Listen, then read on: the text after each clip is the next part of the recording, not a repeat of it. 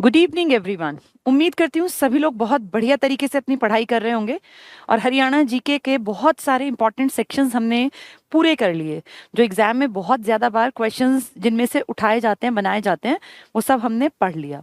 ये light reflection तो नहीं डाल रही होगी, एक बार देख लीजिएगा। ठीक है, तो आज हम लोग, कल हमने एक स्टार्ट किया था बहुत important topic, ancient history of Haryana, जिसमें हमने देखा था कि किस तरह से प्राचीन काल में हरियाणा पहले मौर्यों के अधीन रहा। इनफैक्ट चंद्रगुप्त मौर्य ने जो सबसे पहले अपनी सेना का गठन किया वो पंजाब के इलाके में किया और यहाँ से पूर्व की तरफ बढ़ते हुए वो मगध पर पहुंचा और वहां से अखंड भारत का सपना उसने पूरा किया। तो हरियाणा मौर्यों के अधीन रहा। फिर अशोक ने यहाँ, क्योंकि मौर्यों का ही वंशज था, वो तीसरा था, चंद्रगुप्त मौर्य का पोता था, समुद्रगुप्त का बेटा था। तो ये समुद्रगुप्त नहीं, बिंदुसार का, समुद्रगुप्त तो गुप्तों के टाइम में आएगा। तो अशोक ने अपने यहाँ पर हरियाणा में स्तंभ हमें अशोक के टाइम का मिला, हमें अशोक के टाइम का स्तूप मिला जिसमें महात्मा बुद्ध के अवशेष होने के भी साक्ष्य मिले। तो इस तरह हमने देखा कि हमारा हरियाणा पहले मौर्यों के अधीन था। फिर मौर्य धीरे धीरे कमजोर हुए क्योंकि वो क्षत्रिय धर्म का पालन नहीं कर पाए और फिर हरियाणा में एक नई कम्युनिटी का विकास हमने देखा, योद्धेयों का। और योद्धेयों ने दो नदियों के बीच का सबसे उपजाऊ इलाका, जिसको आप कहते हैं जलोढ़ मैदान, इसमें पूरे इलाके में योद्धेयों का जो था वो डंका बजता था और उनकी राजधानी थी प्रकृतनाथ, जिसको आप कहते हैं नौरंगाबाद। ये हमने पढ़ लिया था। औरंगाबाद भी एक जगह है जो पलवल में है, दोनों अलग अलग हैं, इनको मिक्स मत करना। फिर हमने देखा था कि किस तरह से कुनिंद, जो एक छोटी सी कम्युनिटी है अंबाला के आसपास, ये डेवलप हुए। फिर देखा था एक हमने अग्र वाले, अग्रोहा, अग्रसेन महाराज, वैश्य जाति, अग्रवाल जाति को जिसको मानती है हमारा उद्गम स्थल है। फिर इस तरह से एक महेंद्रगढ़ की बेल्ट के आसपास थे राजस्थान तक, जिनको अर्जुनायन कहा गया।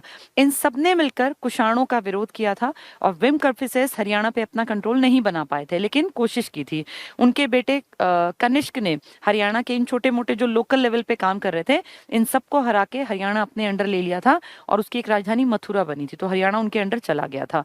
ये सब हमने देखा कि किस तरह कुषाणों के सिक्के यहाँ मिले, योद्धेयों ने किस चीज की पूजा की, फिर कुनिंदों के सिक्के कहाँ मिले थे, कहाँ अर्जुनायन वालों के। तो ये सब हमने कल पढ़ लिया था। फिर हमने देखा था कि इन सब के बारे में हमें पता कैसे चलता है। तो इन सब के लिए हमारे पास साक्ष्य हैं, या तो पुरातात्विक स्रोत हैं, या कोई लिखी हुई कहानी, कविताएं हैं साहित्यिक स्रोत में, कहीं हमें मुद्राओं से पता चला, कहीं हमें अभिलेखों से पता चला, कहीं शिला पे, चट्टानों पे लिखी बातों से। तो इस तरह करके इन सब चीजों ने क्लियर किया कि हरियाणा कैसा था। कल जो मैं टॉपिक लास्ट में जो पढ़ा रही थी उसका मैंने सिर्फ एक पार्ट पढ़ाया था और कहा था ये डिफिकल्ट लगता है क्योंकि उसको थोड़ा सा वो कॉम्प्लेक्स है। वो अगर आप समझ लेंगे, क्योंकि वो तथ्य है, वो कोई कॉन्सेप्ट नहीं है, तथ्यों पर आधारित है, तो ही आप उसको याद कर पाएंगे, वरना नहीं। उसका एक पोर्शन मैंने पढ़ाया था कल, जिसमें हमने देखा था कि ये जितनी चीजें अब तक पढ़ी, इनका निचोड़ कहाँ से आपको इसके बारे में नॉलेज हुई। तो कल हमने फर्स्ट चैप्टर पढ़ना स्टार्ट किया था, हरियाणा के इतिहास के प्रमुख स्रोत। देखो, इसको चैप्टर नंबर 1 लिखा है किताब में, लेकिन ये लास्ट में पढ़ाया जाता है अब, क्योंकि कंप्लीशन पे आ गए ना। क्योंकि ये तब समझ में आता है जब आपको हरियाणा पूरा समझ में आ जाए, उसके बाद आप समझ पाएंगे कि किस तरह के सोर्सेज आपको किस तरह की इंफॉर्मेशन दे पाए। तो उसी सीरीज में हमने पढ़ना स्टार्ट कर दिया था ये, कि हरियाणा शब्द की उत्पत्ति कहाँ से हुई। कोई कहता है भगवान हरि यानी कृष्ण भगवान की भूमि, कोई कहता है शिव का घर है, कोई कहते हैं अहीरों का घर है। तो इस तरह से अलग अलग, कोई कहते हैं हरा भरा वन है। अलग अलग मान्यताओं के अनुसार हरियाणा शब्द की उत्पत्ति हुई। रज हरियाणे यानी हरियाणा की मिट्टी नाम, या रजे हरियाणे हमारा नाम दिया गया है ऋग्वेद में। फिर श्रीकंठ जनपद भी हमें कहा गया, कुरु जांगल भी हमें कहा गया, बहुधानक्या भी हमें कहा गया, न जाने कितने नाम दिए गए। और एक प्रोफेसर ने तो हमें आर्यन, इस एरिया को नाम दे दिया था आर्यन। तो ये सब हमने कल पढ़ लिया था। ठीक है, इसकी उत्पत्ति कैसे हुई, क्या हुई, ये सारा टेबल मैंने आपको पढ़ाया था कि आर्यन, फिर श्रीकंठ जनपद, ये बहुत आते हैं एग्जाम में। बहुधान्यक, रज हरियाणे, नकुल दिग्विजय में याद करो, कल बात की थी, रोहतक इसका शहर का वर्णन था। तो इस तरह से दिव्यावदान में आपके वर्णन था आपके हरियाणा का। फिर एक लोहाचार्य जी थे, जैन बहुत बड़े महात्मा हुए, गुरु हुए, उन्होंने हमारे हरियाणा में अपना डेरा डाला था, उनके बारे में। तो ये सारी चीजें कल हमने पढ़ ली थी, इसका मतलब। और ये सब ये बहुत बार एग्जाम्स में आ चुका, अगर आपने पढ़ा होगा, एग्जाम देखे होंगे तो आपको पता होगा। साहित्यिक मैंने बताया था, वेदों में ये ब्रह्म प्रदेश था, यहीं से कहते हैं कि ब्रह्मा जी ने सृष्टि की शुरुआत की थी, ये सारा कल बता दिया था। नकुल दिग्विजय में हमारे रोहतक शहर का वर्णन। फिर अष्टाध्यायी, पाणिनि, पतंजलि, महाभाष्य बार बार आए थे। दिव्यावदान, मंजूश्री कल्प, ये सारी चीजें कल बताई थी। हर्षचरित बाण भट्ट ने जो लिखी थी, इन सब में आपके बारे में बातचीत हुई थी। शतपथ ब्राह्मण, आर्यण्य ग्रंथ, उपनिषदों में पता नहीं कितने सारी किताबों में आपका नाम आया था। ठीक है, ये महाभारत के बारे में बताया था, मांझी निकाय, दिव्यावदान, बौद्ध किताबें, 16 महाजनपदों की जानकारी देती हैं, ये सब बता दिया था। नवीन पुस्तकों में बताया था, जो आज के टाइम को रिलेट करके लिखते हैं वो भी कहते हैं किस तरह से हरियाणा पुराने टाइम में था। ठीक है, इतिहास की जानकारी देने वाली किताबें ये उतनी इंपॉर्टेंट नहीं थी सारी, सिर्फ एक रीडिंग के लिए मैंने डलवाई थी। ये पढ़ना था हमें। कल हमने खत्म किया था साहित्यिक पर, किताबों पर, जिसमें कि हमने अष्टाध्यायी किताब की बात की थी, हमने दिव्यावदान की बात की थी, मांझी निकाय की बात की थी और हर्षचरित की बात की थी, वो सब बुक्स थी। आज टॉपिक है पुरातात्विक सामग्री। पुरातात्विक मतलब कोई उस टाइम के कोई सामान मिले, जैसे किताब मिलना तो साहित्यिक था, पुरातात्विक में आ जाती है आपकी कोई चट्टान लिखी हुई मिली, कोई स्तंभ लेख मिला, कहीं कोई ईंट मिल गई। जैसे आपने सुना होगा सारे गामा पाधा निसा, ये जो 7 स्वर हैं ये लिखे मिले। और ऐसे ही आपके जो 12 खड़ी है ना, क का की मात्राओं वाली, वो भी लिखी मिली है हमारे सुध यमुना नगर में। तो अगर कहीं पे कुछ लिखा हुआ मिला है, कागज पे नहीं, किसी किताब में नहीं, किसी चट्टान पर, किसी घर की कहीं पर, किसी इस तरह की चीज पर, या कोई इस तरह का स्तंभ लेख मिला, तो उसको आप पुरातात्विक सामग्री में गिनते हैं। ठीक है, तो ये बहुत सारी जो हमारी सभ्यता का विकास हुआ, ये मेनली आपकी 4 नदियां थी। कौन सी 4 नदियां?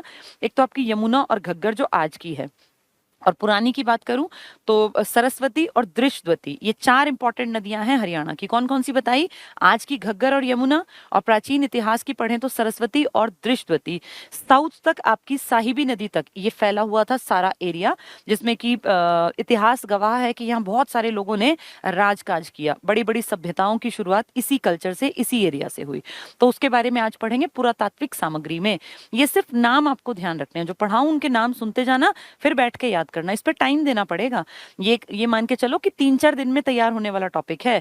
मैंने आपको पढ़ा दिया भाई खोखरा कोट में ये हुआ, योद्धियों के ये वाले सिक्के वहां मिले, तो आपको खोखरा कोट कहाँ है ये लर्न करना पड़ेगा। या योद्धियों के सिक्के कहाँ मिले, हर्ष की तांबे की मुद्रा कहाँ मिली, शेष शैया पर लेटे विष्णु की मूर्ति कहाँ मिली, सूर्य भगवान की मूर्ति, ये मैंने पढ़ा दिया, लेकिन तुम्हें याद अपने आप करना पड़ेगा। ये ऐसे पढ़ाने से बात नहीं बनती। ठीक है, आप देखते हैं पुरातात्विक में, पुरातात्विक अन्वेषण, अन्वेषण होता है खोज करना, रिसर्च करना, और खुदाइयों से प्राप्त होने वाली पुरातात्विक महत्व की सामग्री को अध्ययन की सुविधा से हम 4 भागों में बांटते हैं। एक है अभिलेख, रिकॉर्ड, जो कहीं चट्टानों पर, स्तंभों पर, जैसे अशोक ने लिखवाए थे ना, ब्राह्मी लिपि में, ग्रीक में, अरमाइक में, याद होंगे आपको, तो वो अशोक के इस तरह के मिल गए। फिर सिक्के और मुद्रांक मिले, जैसे मौर्यों के सिक्के मिले जिसमें मयूर बना हुआ था, रजत मुद्राएं थी। फिर गुप्तों के सिक्के मिले जो सोने के थे। फिर ऐसे हिंद यवन सिक्के मिले जो पहले सोने के सिक्के थे। किसी के सोने के सिक्के पे गरुड़ की प्रतिमा मिली, किसी के सोने के सिक्के पे कार्तिकेय की पिक्चर मिली। तो इनसे भी आपको पता चला, मुद्रांक मतलब मुद्रा वाले सिक्के। मूर्तियों से आपको अंदाजा लगा, कहीं बौद्ध धर्म से जुड़ी मूर्तियां मिली, कहीं जैन धर्म की, कहीं हिंदू धर्म की, तो आपको आइडिया लगा कि इस जगह ये वाला कल्चर, इस तरह के लोग थे। ठीक है, और स्मारक, जैसे स्तूप बने मिले, विहार बने मिले, हमें मंदिर बने मिले, तो इन सब से हमें आइडिया लगा कि कैसा था हमारा हरियाणा। ये तरीके हैं आपके बारे में जानने के, तो स्मारक, मूर्तियां, सिक्के और अभिलेख। ठीक है, 1933-34 में H.L. श्रीवास्तव ने द्वारा सरस्वती नदी के दक्षिणी किनारे पर अवस्थित थेह पोलर की खुदाई की गई। यानी अंग्रेजों के टाइम में ही सरस्वती नदी के किनारे पर एक खुदाई करके देखा कि क्या कुछ निकलता है। थेह पोलर जगह का नाम, छोटी सी जगह। थेह पोलर से बहुत सारे आहत सिक्के मिले, पंच्ड कॉइन्स, पंच्ड मार्क बोलते हैं ना इनको। जो स्टार्टिंग में आपके सिक्के थे ना, वो कोई बहुत बड़ी टकसाल नहीं होती थी, मुश्किल से तांबे और इसके सिक्के बनाते थे, उनपे एक निशान, राजकीय चिन्ह लगाते थे, तो उनको बोलते थे पंच्ड मार्क्स। राजा का कोई मान लीजिए राजा की पिक्चर है या किसी जानवर की पिक्चर है, तो वो पंच्ड मार्क्स कॉइन्स थे। तो कहाँ मिले ये? थेह पोलर से। आपके यहाँ आहत सिक्के मिले, आहत पंच जिसपे कोई निशान बना हुआ हो, जिनमें कुषाण नरेश, कुषाण आप अच्छी तरह जानते हैं, कनिष्क, विमकटफिसेस, और अपना ये एक था, क्या नाम था इसका, जो ये वासुदेव बता रहे हैं। और याद करो कल पढ़ा था, वासुदेव को हराया था कुणिंदों ने, अर्जुनायन ने, योद्धयों ने मिलकर। त्रि शब्द का यूज किया था ना, और वासुदेव इतना कमजोर था कुषाणों का कि सिर्फ हरियाणा नहीं बल्कि पूरे भारत से कुषाणों को भगा दिया गया था। तो ये वही वासुदेव है। तो क्या बता रहे हैं, आहत सिक्के, कुषाण राजा वासुदेव, और योद्धयों के सिक्के भी शामिल हैं। कल हमने योद्धेय और कुषाण राजाओं के बारे में डिटेल से बातचीत की थी। अगर आपने कल की क्लास देखी है तो आपको ये पॉइंट क्लियर हो जाएगा।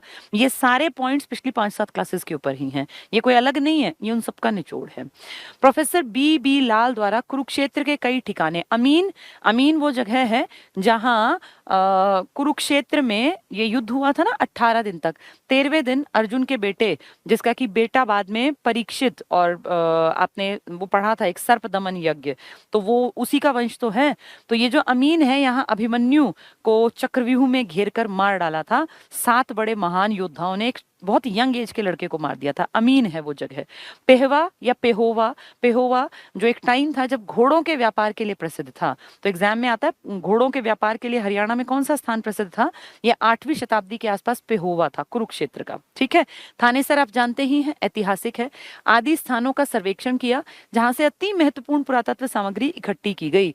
तो इन इलाकों से, अब जैसे मैंने जो एग्जाम्पल दिया ये पुरातत्व के ही तो एग्जाम्पल हैं, तो ये इलाके अगर आपने पढ़े हुए हैं, सुने हुए हैं, तो बहुत आसान है आपको याद करना।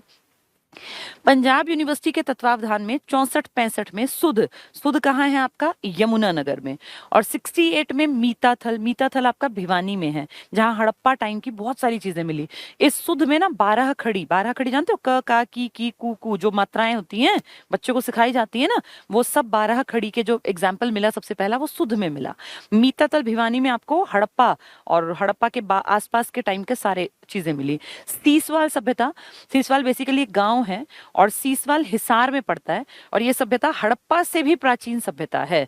तो इसीलिए हड़प्पा से भी प्राचीन अगर पूछेंगे तो आप कहेंगे हमारे यहाँ सीसवाल और हाकड़ा। जिन लोगों ने नदियां पढ़ रखी हैं उनको पता है, इस घग्गर को ही राजस्थान में एंटर करने के बाद आगे हाकड़ा नाम से बुलाया जाता है। तो जिसको आप घग्गर कहते हैं हरियाणा में, वही राजस्थान जाके, और पाकिस्तान में तो अगर वो निकलती है, पानी बचता है, तो उसका नाम ही हाकड़ा रिवर है।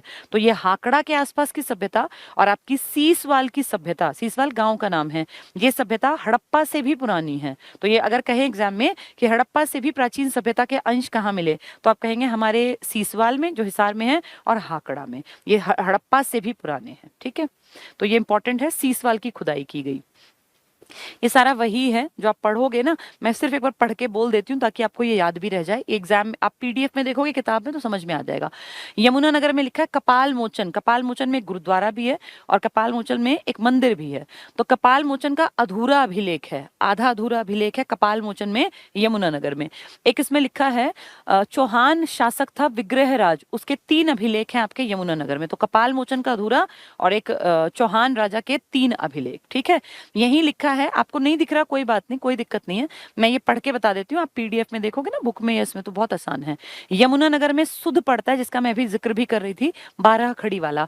जगाधरी के पास 12 खड़ी अभिलेख है, तो 12 खड़ी आते ही सुध आना चाहिए। विग्रहराज चौहान के 3 अभिलेख कहाँ है आपके? यमुनानगर में। ये याद रखने हैं आपको, ये एग्जाम में पूछे जाते हैं। कपाल मोचन का अधूरा अभिलेख कहाँ है? तो यमुनानगर। पूछेंगे अधूरा अभिलेख, तो आप कहोगे कपाल मोचन का है जी यमुनानगर में। सुध में 12 खड़ी है, और चौहान राजा था विग्रहराज, उसके 3 अभिलेख भी आपको यमुनानगर में। कपाल मोचन अधूरा, सुध 12 खड़ी। ठीक है, नेक्स्ट है करनाल में दे दिया, करनाल का खरोष्ठी लिपि का कोई लेख मिला है।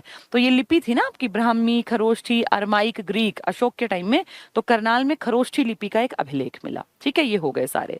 इसके बाद यहाँ सोनीपत में, सोनीपत में तांबे का अभिलेख मिला, ताम्र अभिलेख। और याद करो, बताया था हर्ष के टाइम की, हर्षकालीन मुद्राएं, तांबे की मुद्राएं मिली, 600 प्लस मुद्राएं मिली थी हरियाणा के सोनीपत में। तो अगर पूछेंगे हर्षकालीन मुद्राएं, ताम्र मुद्राएं कहाँ मिली, तो सोनीपत में, वही ताम्र लिखा हुआ है।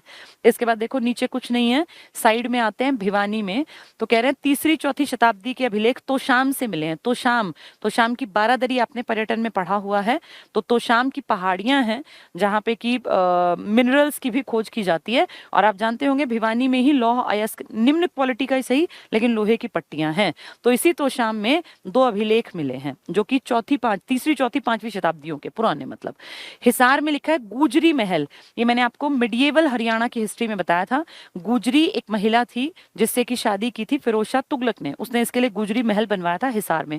वहीं लाट की मस्जिद है, तो वही लिखा है हिसार के गुजरी महल के स्तंभ पर 8 लेखों वाला स्तंभ लेख। कहते हैं हिसार के जो एक स्तंभ है ना, बहुत लोग कहते हैं अशोक का था, बाद में इसको अशोक का नामो निशान मिटा के और फिरोज शाह तुगलक ने अपने नाम से इसको कि भाई मेरे नाम से प्रसिद्ध हो ये इतिहास में।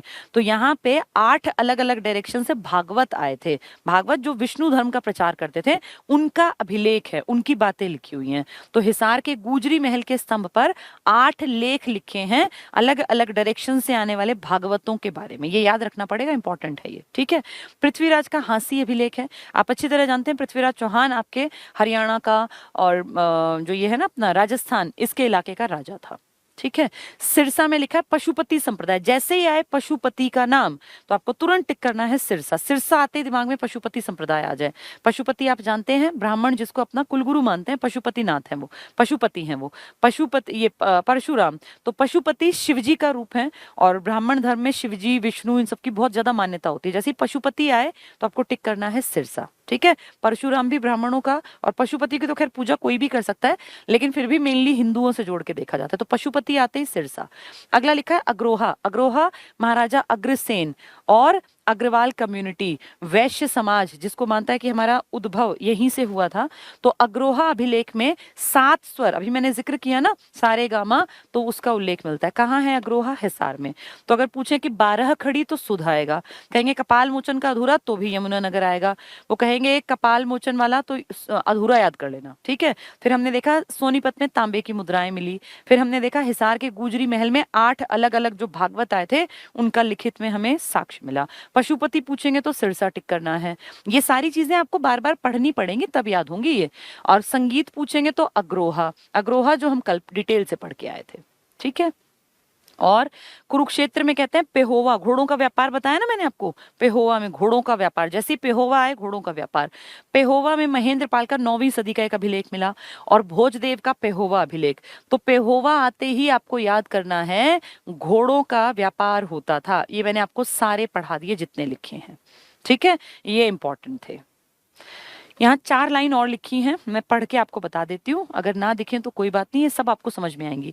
महेंद्रपाल के पेहोवा अभिलेख जो अभी हम बात कर रहे थे कुरुक्षेत्र, इसमें मंदिर निर्माण का उल्लेख मिलता है। आपको ये पता होगा कि इंडिया में मंदिरों की जानकारी गुप्त काल के बाद से मिली है, उससे पहले कोई मंदिर नहीं थे। सभ्यता थी, संस्कृति थी, लेकिन मंदिर नहीं थे। तो आपके यहाँ पेहोवा अभिलेख जो है ना महेंद्रपाल, क्योंकि ये 8वीं शताब्दी के आसपास आया और मंदिर बनने स्टार्ट हुए थे गुप्तों के टाइम में। गुप्त कब थे?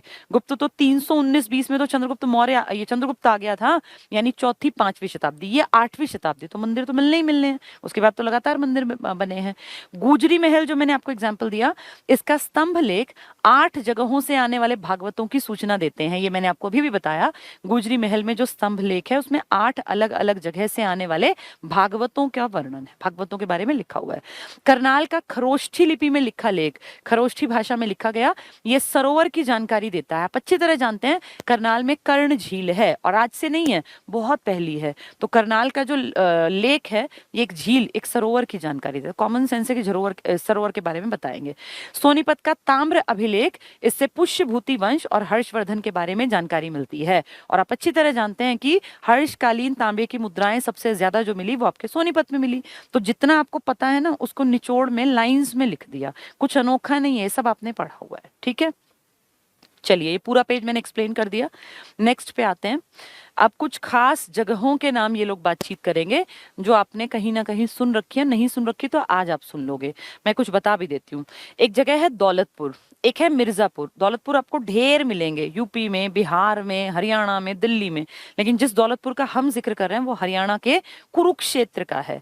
तो दौलतपुर है, कई किताबें उसको हिसार लिखती हैं, गलत है, हिसार नहीं है, वो कुरुक्षेत्र है। भगवानपुर आ जाए, दौलतपुर आ जाए, मिर्जापुर आ जाए, ये सब टिक करने हैं कुरुक्षेत्र में, ठीक है।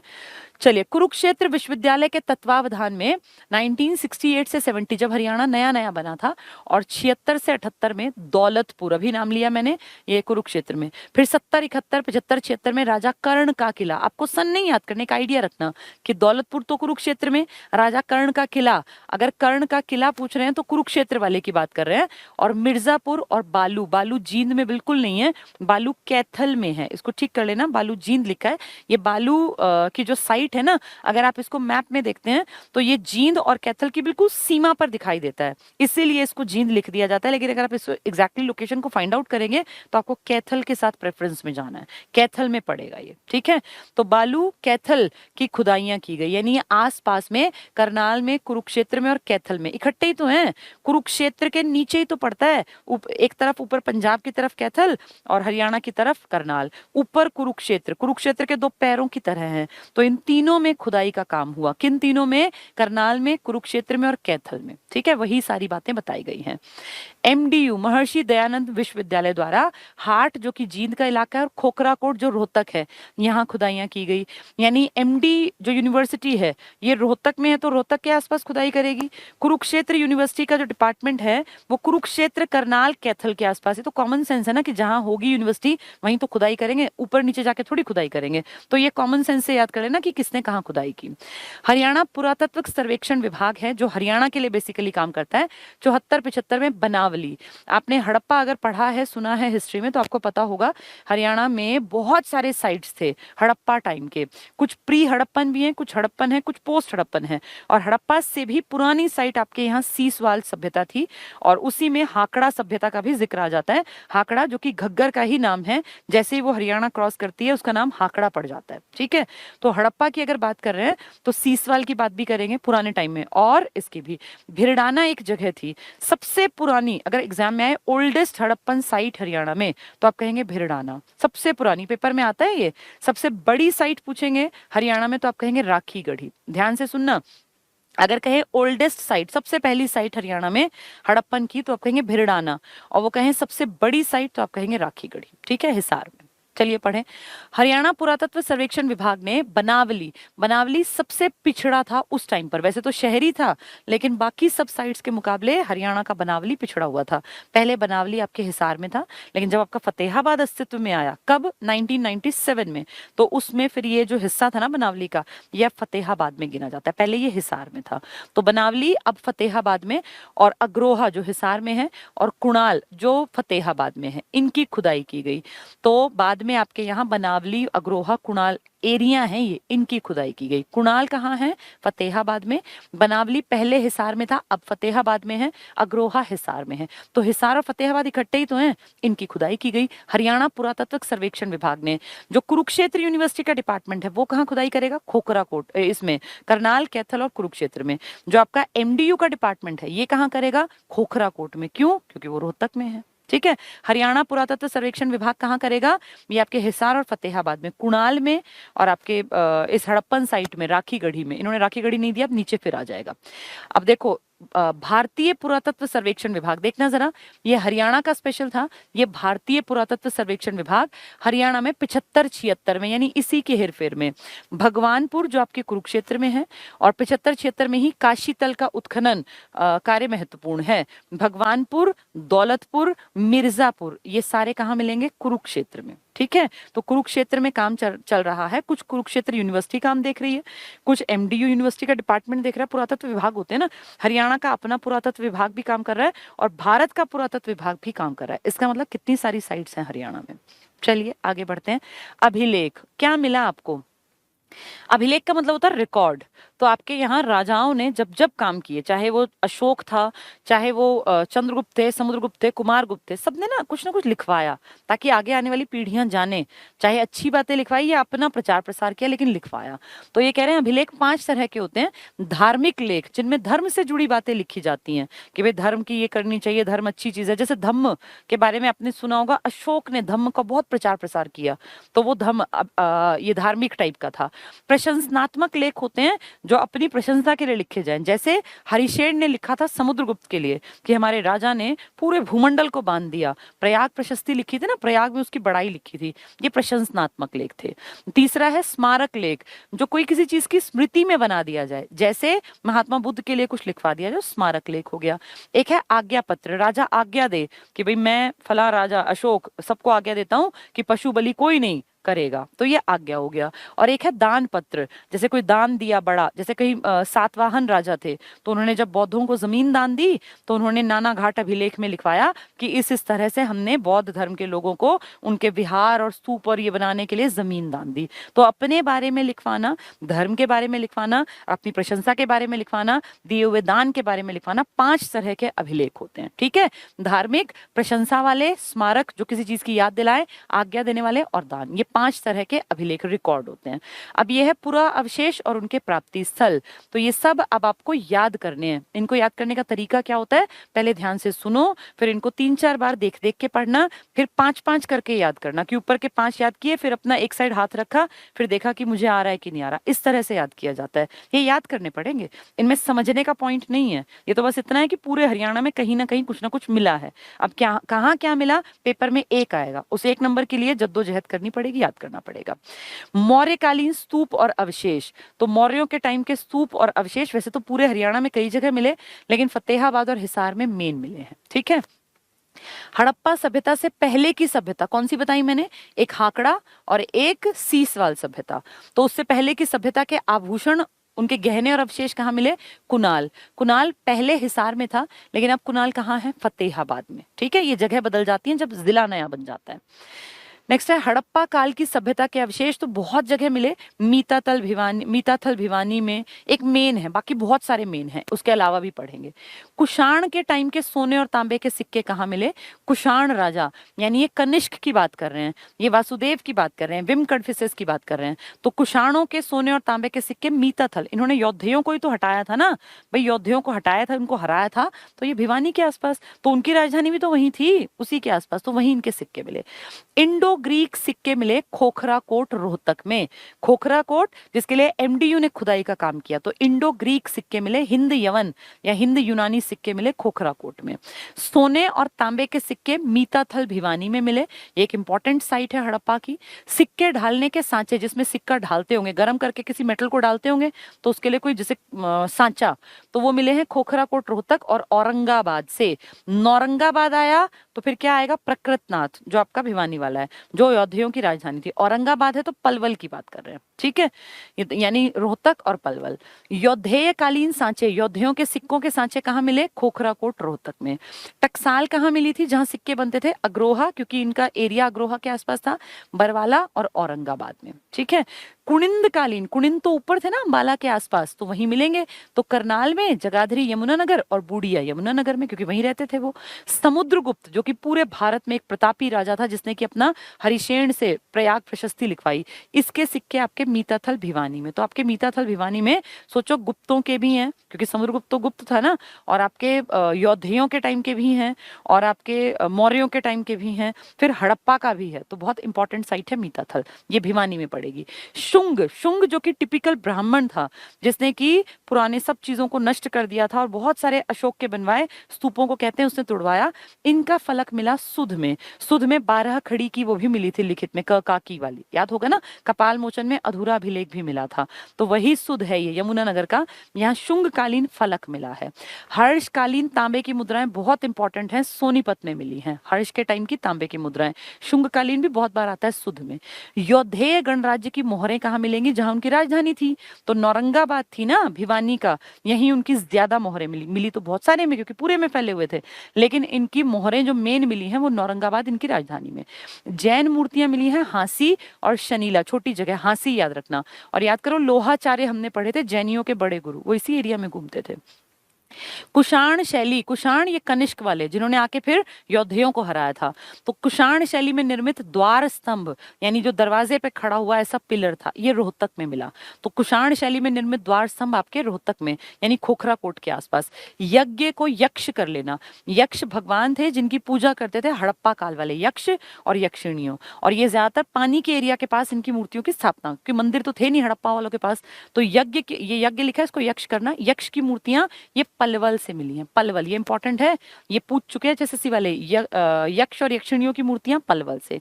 रामायण के श्लोक अंकित थे नचार खेड़ा, पहले ये भिवानी में था लेकिन अब ये जींद में टिक करना है तुम्हें, जींद में। तो रामायण से जुड़ा अगर पूछेंगे कहाँ श्लोक अंकित है तो नचार खेड़ा। नचार खेड़ा कहाँ है? जींद में। ये जो भिवानी लिखा है पुराने आंकड़े थे, अब इसको जींद कर देना, पहले भिवानी था फिर जींद आएगा, ठीक है। नचार खेड़ा इंपॉर्टेंट है, रामायण के श्लोक अंकित हैं। नेक्स्ट है मिट्टी की मोहरें कहाँ मिली? दौलतपुर में। दौलतपुर, मिर्जापुर, भगवानपुर कहाँ थे ये सब कुरुक्षेत्र में थे। तो ये ध्यान रखने की बातें कि कौन सा साइट कहाँ है, कहाँ क्या मिला है। हर्ष की तांबे की मुद्राएं कहाँ मिली? आपके सोनीपत में। योद्धियों का ज्यादा सिक्के कहाँ मिले? उनकी राजधानी कहाँ थी? नौरंगाबाद। प्रकृतनाथ कहाँ? भिवानी में। खोखरा कोट रोहतक का इलाका था, ठीक है। इसको कम से कम 10-20 बार पढ़ना पड़ता है और इसको याद करने का तरीका ये होता है, पहले सारे पढ़े, फिर ऊपर के 3-3 या 5-5, जितना तुम्हारा मेंटल, हर किसी की ना कैपेसिटी अलग अलग होती है। कुछ लोग होते हैं वो जल्दी याद कर लेते हैं, कुछ को बहुत लंबे टाइम में याद होता है। तो इनको 3-3 करके 5-5 करके याद करना और फिर कई दिन तक लगातार पढ़ना, तब ये याद होंगे, वरना याद नहीं होंगे। और ये 1 नंबर का कहीं क्वेश्चन आया तो आया, ना भी आए पूछ लेंगे इंडो ग्रीक सिक्के कहाँ मिले, तो ये याद होना चाहिए रोहतक के खोखरा कोट में, ठीक है। चलिए ये हमने पढ़ लिया और इसके बाद अब ये क्या कह रहे हैं देखें, ये कह रहे हैं हरियाणा में हमें अभी तक उपयुक्त 5 श्रेणियों के, जो हमने पढ़ी ना, कोई प्रशंसा के लिए, कोई दान के लिए, कोई धर्म के लिए, कोई अपने लिए, तो उस सब श्रेणियों के 37 अभिलेख प्राप्त हुए हैं। तो हरियाणा में ये 5 श्रेणियों के कितने रिकॉर्ड मिले आपको? 37, यानी 37 जगह आपको लिखित में ये सब चीजें मिल गई कोई ना कोई तरीके से। हरियाणा से प्राप्त अभिलेखों में सबसे प्राचीन अभिलेख टोपरा का स्तंभ है। टोपरा स्तंभ, टोपरा जो पहले अंबाला में था अब यमुनानगर में पड़ता है, ये अशोक के टाइम का है। अशोक किसका पोता है? चंद्रगुप्त मौर्य का। तो मौर्यों ने तो आपके हरियाणा पे राज किया था ना, तो आप ये मान लीजिए कि मौर्यों के टाइम में जो अखंड भारत के पहले राजा थे, उस टाइम का चंद्रगुप्त मौर्य के पोते का एक स्तंभ लेख आपके अंबाला के टोपरा में था। अब वो टोपरा किस में गिना जाता है? यमुनानगर में, सबसे पुराना। इससे पुराना कुछ नहीं है आपके पास अभिलेखों में। टोपरा स्तंभ अशोक कालीन है, इस पर सम्राट अशोक का समय के 7 अभिलेख अंकित हैं, जिसकी लिपि ब्राह्मी और भाषा संस्कृत है। तो आपका सबसे प्राचीन अभिलेख एग्जाम में आ जाए तो आपको टिक करना है हमारा अशोक कालीन टोपरा स्तंभ लेख सबसे पुराना हमारा अभिलेख है, ठीक है। सुध, सुध से क्या मिली थी? 12 खड़ी मिली थी ना सुध से, सुध यमुनानगर से प्राप्त दूसरा प्राचीन अभिलेख भारत में 12 खड़ी, ये बार बार आएगा ताकि तुम्हें याद हो जाए, कि लिखाई का सबसे पुराना नमूना है। अगर वो कहे सबसे पुराना अभिलेख तो तुम कहोगे हमारा सबसे पुराना अभिलेख है टोपरा का स्तंभ। फिर वो पूछेंगे 12 खड़ी का सबसे पुराना, तो तुम कहोगे हमारे वाला, कहाँ? सुध वाला, ठीक है। सर्वाधिक पुराना लिखाई का ये अभिलेख भारतीय राष्ट्रीय संग्रहालय दिल्ली में है ना, नेशनल म्यूजियम, मैंने कल भी बताया था, वहां है। ये आपके यहाँ नहीं है, एक पत्थर पे आपको दिखेगा। तो भारतीय राष्ट्रीय संग्रहालय में रखा हुआ है और विद्वानों ने इसे 2री शताब्दी ईसा पूर्व का माना है। यानी ये क का की जो ये 12 खड़ी की मात्राएं हैं, इसका एक बहुत बड़े चट्टान पे लिखा हुआ है ये। और ये कहाँ है आज? मिला तो आपके यहाँ पे था सुध यमुनानगर में, लेकिन आज ये दिल्ली के नेशनल म्यूजियम में रखा हुआ है, ठीक है। कनिंघम, जिसने बहुत काम किया आपकी हिस्ट्री में, कनिंघम ने पिंजौर, पिंजौर जिसको आप पंचमपुर भी कहते हैं, उसके बारे में बताएगा। पिंजौर से काफी पुराने 3 अभिलेख प्राप्त किए, जिससे ज्ञात होता है कि पहले इस जगह का नाम पंचपुर था। पिंजौर का नाम पंचपुर या पंचमपुर भी कह देते हैं, पंचमपुर। तो ये कैसे पता चला? कनिंघम ने 3 अभिलेख खोद के निकाले, जिनसे ये क्लियर हुआ कि इसी जगह का नाम पंचपुर या पंचमपुर था, ठीक है। हर्ष के समय, हर्ष तो 606 में राजा बना, यानी 7वीं शताब्दी में। बाणभट्ट इसका राजकीय संरक्षण वाला कवि था ना, जिसने क्या लिखी? हर्षचरित, 8 अध्याय वाली। 3 में इसके बाप दादा परदादाओं का जिक्र है और 5 में इसका। तो हर्ष के समय का यानी 7वीं शताब्दी, क्योंकि 606 का राजा है ये। सोनीपत से प्राप्त तांबे की मुद्राओं से हमें पुष्यभूति नरेश हर्षवर्धन के वंश वृक्ष, कि भाई इसके दादा परदादा इन सब की जानकारी प्राप्त होती है। तो बार बार हम बात कर रहे हैं हर्षकालीन तांबे की मुद्राएं कहाँ मिली हैं? सोनीपत में। ये इंपॉर्टेंट है, बहुत ज्यादा बार आ चुका। आगे ये कहते हैं 9वीं शताब्दी के पेहोवा, पेहोवा से क्या था? घोड़े का व्यापार था ना, आपने विग्रहराज का नाम पढ़ा था अभी अभी। ये 9वीं शताब्दी के पेहवा से प्राप्त भोजदेव का अभिलेख से हमें ज्ञात होता है कि उस समय पेहवा घोड़ों के व्यापार के लिए प्रसिद्ध था। तो एग्जाम में आ जाएगा क्या कहीं के अभिलेख से ये प्राप्त पता चला है कि यहाँ घोड़ों का व्यापार था? बिल्कुल, पेहोवा के अभिलेख से। ये 800 कुछ में राजा हुए थे, जब आपके यहाँ मध्यकाल की स्टार्टिंग होने वाली थी तब। तो ये किसका था? ये भोजदेव का अभिलेख। ऐसे ही विग्रहराज चौहान के अभिलेख से भी आपको जानकारी मिली थी। भोज प्रतिहार का सिरसा, सिरसा आती है आपको क्या? पशुपति संप्रदाय याद आएगा। तो भोज प्रतिहार का, प्रतिहार राष्ट्रकूट ये वंश थे आपके हिस्ट्री में। सिरसा से प्राप्त अभिलेख हरियाणा के धार्मिक इतिहास, विशेषकर शैव संप्रदाय, मैंने बताया था ना, ये पशुपतिनाथ शिव माने जाते हैं और शैव और वैष्णव हिंदू धर्म के हैं जो ज्यादा मान्यता है। तो शैव संप्रदाय के पशुपति पंथ पर प्रकाश डालता है। तो सिरसा से आपके पशुपति संप्रदाय का या शैव संप्रदाय का पता चलता है। घोड़ों का व्यापार आया तो आप क्या टिक करेंगे? पेहुआ। अगर पूछेंगे पशुपति या शैव तो आप टिक करेंगे सिरसा। ये याद करने पड़ेंगे। सुध से 12 खड़ी का, ठीक है। और कपाल मोचन से अधूरा अभिलेख मिला था। नेक्स्ट देखें, अग्रोहा से प्राप्त टैबलेट। टैबलेट आज वाला टैब नहीं है, ये ईंट का नाम है, ईंट को बोल रहे हैं। ये एक ईंट पे सारेगामा लिखा हुआ था ना, वही। तो अग्रोहा से प्राप्त टैबलेट मत सोच लेना, इसको ईंट सोचना। शायद संगीत के इतिहास में सबसे पुरानी पुरातात्विक सामग्री है। संगीत बहुत पुराना हो सकता है, लेकिन लिखित में सा रे गा मा पा धा नी, ये 7 स्वर है ना, तो इन सातों की जानकारी एक ईंट से आपको मिली। और वो ईंट कहाँ मिली आपको? वो मिली अग्रोहा यानी हिसार में। इस पर नी धा पा मा रे सा, मतलब उल्टा सीधा लिख दिया है, आदि अंकित हैं। तो संगीत के 7 स्वर तो पहले से थे, लेकिन ये लिखित में पहली जानकारी एक ईंट से आपको मिली जो आपके अग्रोहा से मिली है, और 12 खड़ी आपके सुध से मिली है, ठीक है। कपाल मोचन का अधूरा अभिलेख भी आपको यमुनानगर में देखने को मिला। घोड़ों की जानकारी, व्यापार की जानकारी आपको पेहोवा से मिली। पशुपति आया तो आपको शिव ये याद करना है, शिवजी तो है ही सिरसा, ठीक है। आगे कहते हैं हांसी से प्राप्त पृथ्वीराज द्वितीय। हांसी याद होगा ना, पृथ्वीराज चौहान। हांसी में इनका किला था जिसको असीरगढ़ का किला भी कहते थे, या आसी का किला, क्योंकि इसका पुराना नाम आसी था। तो हांसी से प्राप्त पृथ्वीराज द्वितीय के समय का अभिलेख इस स्थान के सामरिक महत्व को, कि इसकी इंपॉर्टेंस कितनी थी, कि पृथ्वीराज चौहान के टाइम पर ये इलाका इंपॉर्टेंट था हांसी का। लाडनू, लाडनू आपका राजस्थान। अब राजस्थान पता है क्या कहेगा? वो कहेगा हरियाणा की राजधानी दिल्ली थी। तो वो हमें किसी की राजधानी नहीं मान रहा, वो कह रहा है हरियाणा की राजधानी दिल्ली। आप नहीं कह रहे, नागौर राजस्थान में ऐसा लिखा हुआ है।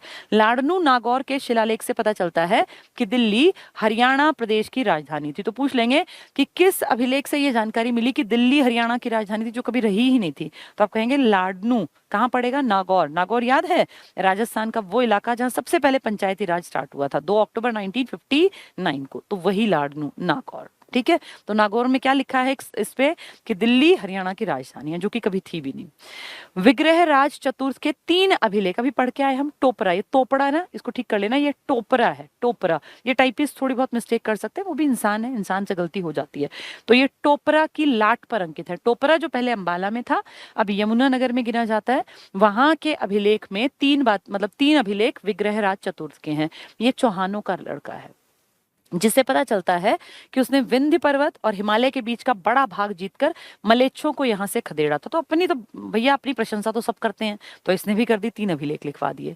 सोमेश्वर, ये हमारे काम का नहीं है, राजस्थान का है। सोमेश्वर का बिजौलिया उदयपुर अभिलेख चौहान नरेशों की वंशावली दिल्ली हांसी प्रसिद्ध नगरों के बारे में बताता है। तो यानी हमारे बारे में चौहानों के, क्योंकि चौहान तो राजस्थान के थे ना, उनके अभिलेखों में भी हमारे हरियाणा का नाम आया है।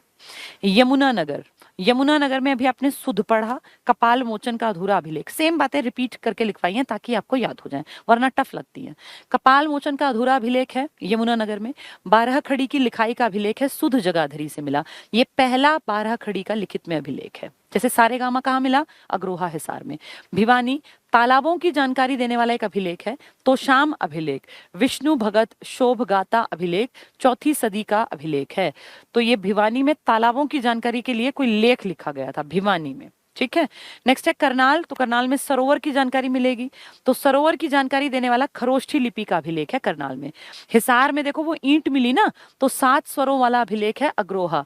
गुजरी महल के स्तंभ पर 8 अलग अलग दिशाओं से आने वाले भागवतों का भी जिक्र है। तो ये हम बार बार बात कर रहे हैं इस बारे में। तो पूछेंगे 8 अलग अलग दिशाओं से आने वाले भागवतों की जानकारी देने वाला कौन सा है? तो आप कहोगे गुजरी महल में जो स्तंभ लेख है उस पर है ये जानकारी। वो कहेंगे सारेगामा पहली बार कहाँ लिखित में मिला? तो आप कहोगे हमारे हरियाणा के हिसार में मिला, अग्रोहा में। वो कहेंगे 12 खड़ी का एग्जाम्पल, तो आप कहोगे सुध में है जी पहला। वो कहेंगे सबसे प्राचीन बताओ, तो आप कहोगे टोपरा का, अशोक का जो स्तंभ था ना वो सबसे प्राचीन है, उससे पुराना कुछ नहीं है। फतेहाबाद में बादशाह हुमायूं का कोई अभिलेख मिला है। तो हुमायूं तो बहुत पुराना तो नहीं है, हुमायूं तो अगर आप देख रहे हैं तो ये मान लीजिए 1530 से 1540 के बीच में था, फिर 1555 से 56 के बीच में कुछ महीने रहा था।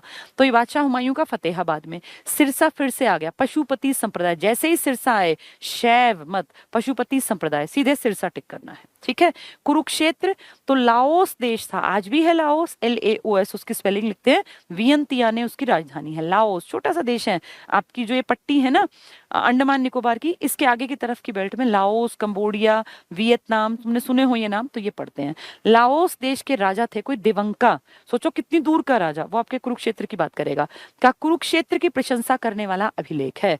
तो लाओस देश के राजा, जो आज भी एक देश है, वियंतियाने जिसकी राजधानी है, राजा का नाम था देवंका, इसने कुरुक्षेत्र की बड़ाई की है। इसका मतलब कुरुक्षेत्र का डंका बजता होगा, तभी कोई लिखेगा इसके बारे में।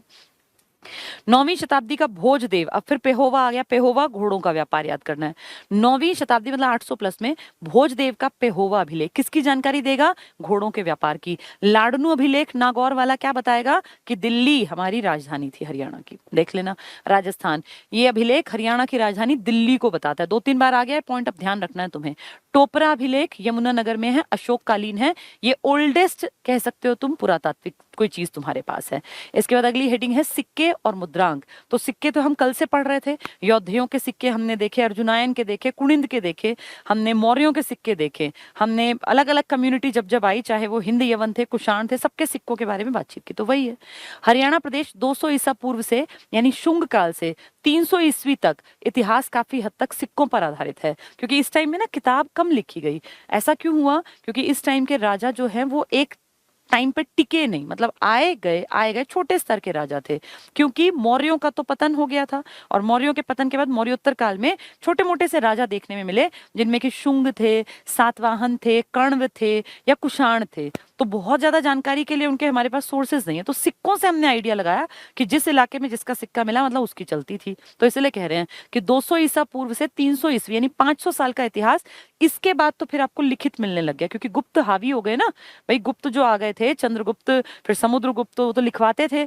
उनसे पहले 500 साल का इतिहास आपको ज्यादा लिखित में नहीं मिलता, आपको उसकी जानकारी के लिए सिक्कों की मदद लेनी पड़ी। तो वही बता रहे हैं, तक का इतिहास काफी हद तक सिक्कों पर आधारित है।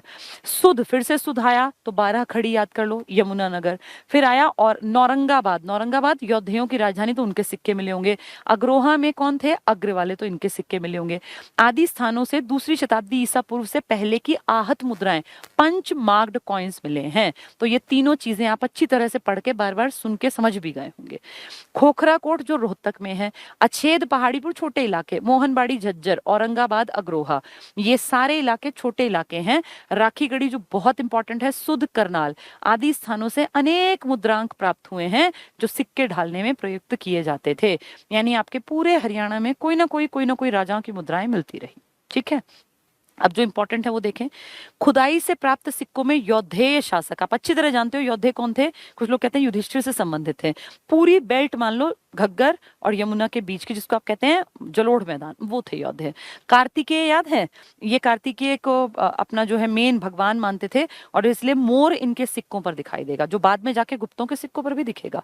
तो योद्धेय शासक कार्तिकेय को एक विजेता के रूप में दर्शाया गया है, ठीक है, ये विजेता थे। सुनेत लुधियाना पंजाब का इलाका, इसके एक सिक्के पर जय मंधार लिखा हुआ है, योद्धेय शासक कार्तिकेय की सफलता की, यानी कार्तिकेय का डंका हरियाणा और पंजाब तक बजता था। कुमार गुप्त, मैंने बताया ना अभी, कुमार गुप्त, इसने भी मयूर का यूज किया है, तो कार्तिकेय मतलब भगवान के रूप में थे इस टाइम पर आके। कुमार गुप्त कालीन सिक्कों से ज्ञात होता है कि योद्धेय धर्म, कौन सा धर्म था योद्धेयों का? कार्तिकेय, ये राज धर्म का रूप ले चुका था, क्योंकि कुमार गुप्त ने अपने सिक्कों पर कार्तिकेय भगवान के रूप में छपवाए, मयूर की उसने सिक्का मुद्राएं चलवाई। तो ये समझ लो कि जो मौर्यों के और गुप्तों के बीच में आए थे योद्धे, इनका असर गुप्तों के टाइम तक रहेगा। आपके एरिया में छोटे से हैं योद्धे, लेकिन असर देखो कुमार गुप्त, जिसने की नालंदा यूनिवर्सिटी बनवाई है, जिसने सबसे ज्यादा अभिलेख लिखवाए हैं गुप्तों के टाइम में, जो सबसे प्रतापी राजा चंद्रगुप्त सेकंड विक्रमादित्य का बेटा था, इसकी बात कर रहे हैं। इसके टाइम तक कार्तिकेय एक राजधर्म का रूप ले चुका था, पूरे राजकाज का धर्म था। हरियाणा में एक प्रमुख समूह था कुणिंद, जो मैंने कल आपको डिटेल से बताया था, अंबाला वाली बेल्ट में।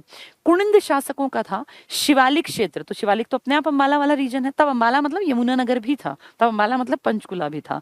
तो शिवालिक क्षेत्र में रहने वाले ये लोग अपने सिक्कों पर लक्ष्मी जी की, हिरण की और त्रिशूलधारी शिव का अंकन करते थे। यानी हिंदू धर्म का वर्चस्व था इस इलाके पर, क्योंकि भगवानों की मूर्तियों से आप आइडिया लगा सकते हैं। ठीक है, तो कुणिंद जो है वो शिव और हिरण और लक्ष्मी इनके सिक्के बनाते थे। हिसार और अग्रोहा के टीले से उत्खनन में इंडो ग्रीक और पंचमार्क सिक्के मिले हैं। इंडो ग्रीक मतलब हिंद यवन सिक्के, हिंद यवन सिक्के जिन्होंने पहली बार सोने का सिक्का इंडिया में इंट्रोड्यूस किया था। हर्षकालीन तांबे की मुद्राएं, अब कितनी बार बता चुकी मैं, हरियाणा के सोनीपत में हर्षकालीन तांबे की मुद्राएं। और हिंद यवन शासकों के दिरहम, दिरहम सोने के सिक्के को बोलते थे, ये हिंद यवन विदेशी है ना, ये सोनीपत से प्राप्त हुए, वेरी वेरी इंपॉर्टेंट। दिरहम हिंद यवन शासकों के सोने के सिक्के का नाम था, और हर्ष के टाइम की तांबे की मुद्राएं आपको सोनीपत से मिली हैं। खोखरा कोट जो कहाँ पड़ेगा, आपके रोहतक में। यहाँ से इंडो ग्रीक मतलब हिंद यवन शासकों के सिक्के प्राप्त हुए हैं, लेकिन अगर सोने के पूछ लेंगे तो आप सोनीपत कहोगे, अगर कहेंगे वैसे तो आप कहोगे खोखरा कोट रोहतक। खोखरा कोट और औरंगाबाद से हुविश्क, कनिष्क के बाद आया था ना हुविश्क, याद होगा, कुषाण राजा, और कनिष्क प्रथम, यानी ये दोनों एक ही वंश के, कुषाण के, इसके सिक्कों के सांचे प्राप्त हुए। कहाँ, रोहतक और औरंगाबाद से, औरंगाबाद पलवल से। जिससे हमें पता चलता है कि यहाँ योद्धियों द्वारा स्थापित टकसाल थी, तो योद्धियों की टकसाल थी, लेकिन योद्धियों को हरा दिया था कनिष्क ने, फिर उसके सिक्के बनने लग गए थे यहाँ। नेक्स्ट है कपाल मोचन, क्या मिला था यहाँ से मिला था अधूरा अभिलेख। तो कपाल मोचन से चांदी का एक इंडो सिसियानियन सिक्का प्राप्त हुआ है। तो यहाँ कपाल मोचन में ये उतना इंपॉर्टेंट नहीं है जितना अधूरा अभिलेख इंपॉर्टेंट है।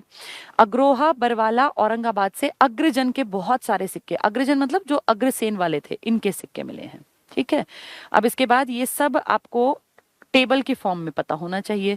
मेन बता देती हूँ मैं, फिर इनको बार बार वही 5-5 करके याद करना। समुद्रगुप्त के सोने और तांबे के सिक्के, तो समुद्रगुप्त बहुत प्रतापी राजा था, सिर्फ हरियाणा नहीं, वो पूरे उत्तर भारत के 9 राजाओं को उसने हराया था और 12 साउथ के राजाओं को हराया, तो उसका तो बहुत बड़ा नाम था। लेकिन हरियाणा जब भी पूछेंगे तो मीताथल नंबर 1 पे, भिवानी वाला टिक कर देना। तो समुद्रगुप्त के सोने और तांबे के सिक्के मीताथल भिवानी में। इंडो ग्रीक सिक्के आपके रोहतक के खोखरा कोट में मिले। जैन की मूर्तियां आपकी हांसी हिसार के आसपास मिली। कुषाणों की मुद्राएं, कुषाण जिन्होंने योद्धियों को हराया था, तो उनकी राजधानी में तो आके हराया होगा ना, तो नौरंगाबाद में, हांसी में, खोखरा कोट, रोहतक में। अग्रोहा में मिलेगा, इनके सिक्के अग्रोहा बरनाला। योद्धेय की मोहरें कहाँ मिलेंगी, इनकी राजधानी में, नौरंगाबाद भिवानी, प्रकृतनाथ जिसका नाम था। हर्षकालीन तांबे की मुद्राएं मिलेंगी आपके सोनीपत में, और दिरहम हिंद यवन के सोने के सिक्के वो भी सोनीपत में। यज्ञ को यक्ष कर लेना, यक्ष और यक्षिणी की मूर्ति पलवल में मिलेंगी। मिट्टी की मोहरें आपकी दौलतपुर में, जो पड़ता है कुरुक्षेत्र में। अब ये टेबल आपकी समझ में आना आसान है अगर आप तब से ये बातें सुन रहे हैं। अब मुझे लगभग पौना घंटा हो गया, ये सब बातें रिपीट हो रही हैं अब।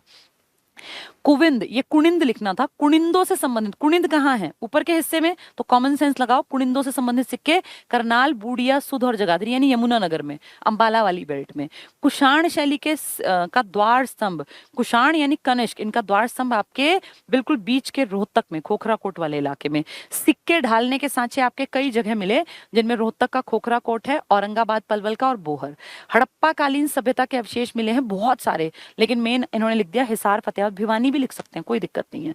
योद्धेय कालीन सांचे कहाँ मिलेंगे, रोहतक में, लेकिन मुद्राएं ज्यादा कहाँ मिलेंगी, इनकी राजधानी में, जो क्या थी, नौरंगाबाद भिवानी में। ठीक है, प्रतिहार, चौहान, तोमर जिन्होंने छोटे छोटे एरियाज पे कमांड बनाई थी, इनके सिक्के मिले आपको ककराला और मोहनबाड़ी, झज्जर के आसपास के इलाके में। यक्ष यक्षिणियों की मूर्तियां आपको पलवल, हथीन, भादस, फरीदाबाद में, यानी दक्षिण की बेल्ट जो है ना, पलवल फरीदाबाद वाली, यहाँ आपको यक्ष और यक्षिणियों की, जो कि पूजा करते थे हड़प्पा काल वाले, पानी के पास रख के, उनकी मूर्तियां, ये इंपॉर्टेंट है, ये आ चुका कई बार HSSC में। शिव की 2 प्रतिमाएं आपको मिली हैं, हिसार और भिवानी, लेकिन जैसे ही पशुपति नाम आया तो आप टिक करेंगे सिरसा, पशुपति आते ही सिरसा। सूर्य देव की मूर्ति मिली है अग्रोहा, हिसार, बहुत बहुत इंपॉर्टेंट। लेकिन सूर्य स्तंभ पर बनी मूर्ति मिली है अमीन, थानेसर, ये 2 अलग बातें हैं। अगर कहें सूर्य देव की मूर्ति तो ये टिक कर देना अग्रोहा हिसार से, सूर्य देव। ठीक है। लेकिन अगर कहें सूर्य देव का स्तंभ बना लिया, देखो सूर्य स्तंभ, यानी जो बेस बनाया वो सूरज का बनाया और उस पे एक मूर्ति बना दी, तो सूर्य स्तंभ पर बनी मूर्ति ये अमीन थानेसर में। ये दो अलग बातें हैं। अगर कहें सूर्य देव की मूर्ति तो अग्रोहा, भाई जो बनिया जाति के लोग थे ये पूजा करते होंगे, तो सूर्य देव की मूर्ति कहाँ, अग्रोहा हिसार वैश्य समाज की। लेकिन सूर्य का स्तंभ बना के उस पे मूर्ति बना रखी है, ये कहाँ है, अमीन। अमीन जहां अभिमन्युपुर जिसका नया नाम है, और जहां मार दिया गया था अभिमन्यु को, 7 महान योद्धाओं ने एक अकेले बच्चे को घेर के मारा था, चक्रव्यूह को भेद के जब वो घुस गया था, ये अमीन है। यहाँ सूर्य का बेस स्तंभ बना के और उस पे मूर्ति बनाई गई है, दो अलग बातें।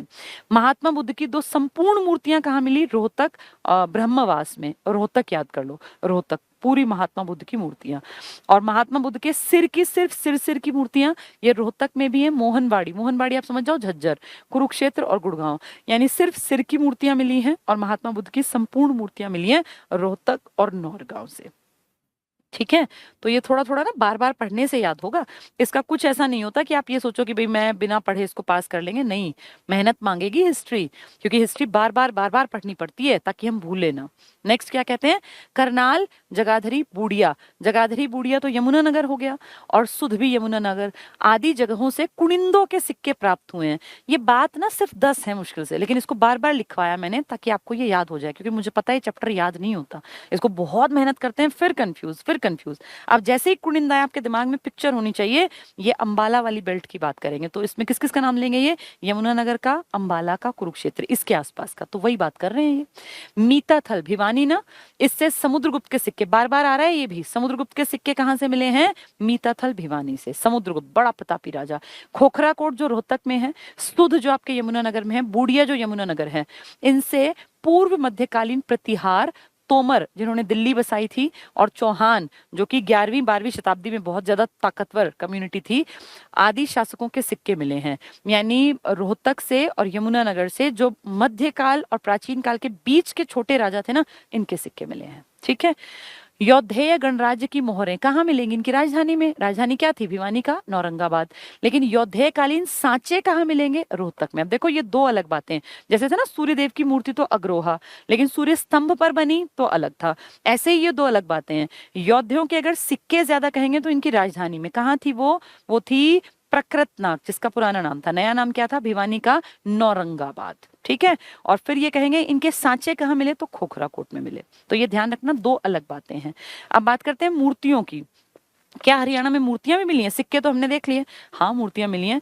कहीं भगवान बुद्ध की पूरी मूर्ति मिली, अभी पढ़ रहे थे, कहीं उनके सिर की मूर्ति मिली, कहीं किसी राजा की मूर्ति मिली, तो उनसे भी हमें आइडिया लगा कि किसकी पूजा करते होंगे, किसकी किस तरह की मूर्ति बनाते होंगे, तो ये भी ज्ञान के लिए जरूरी है।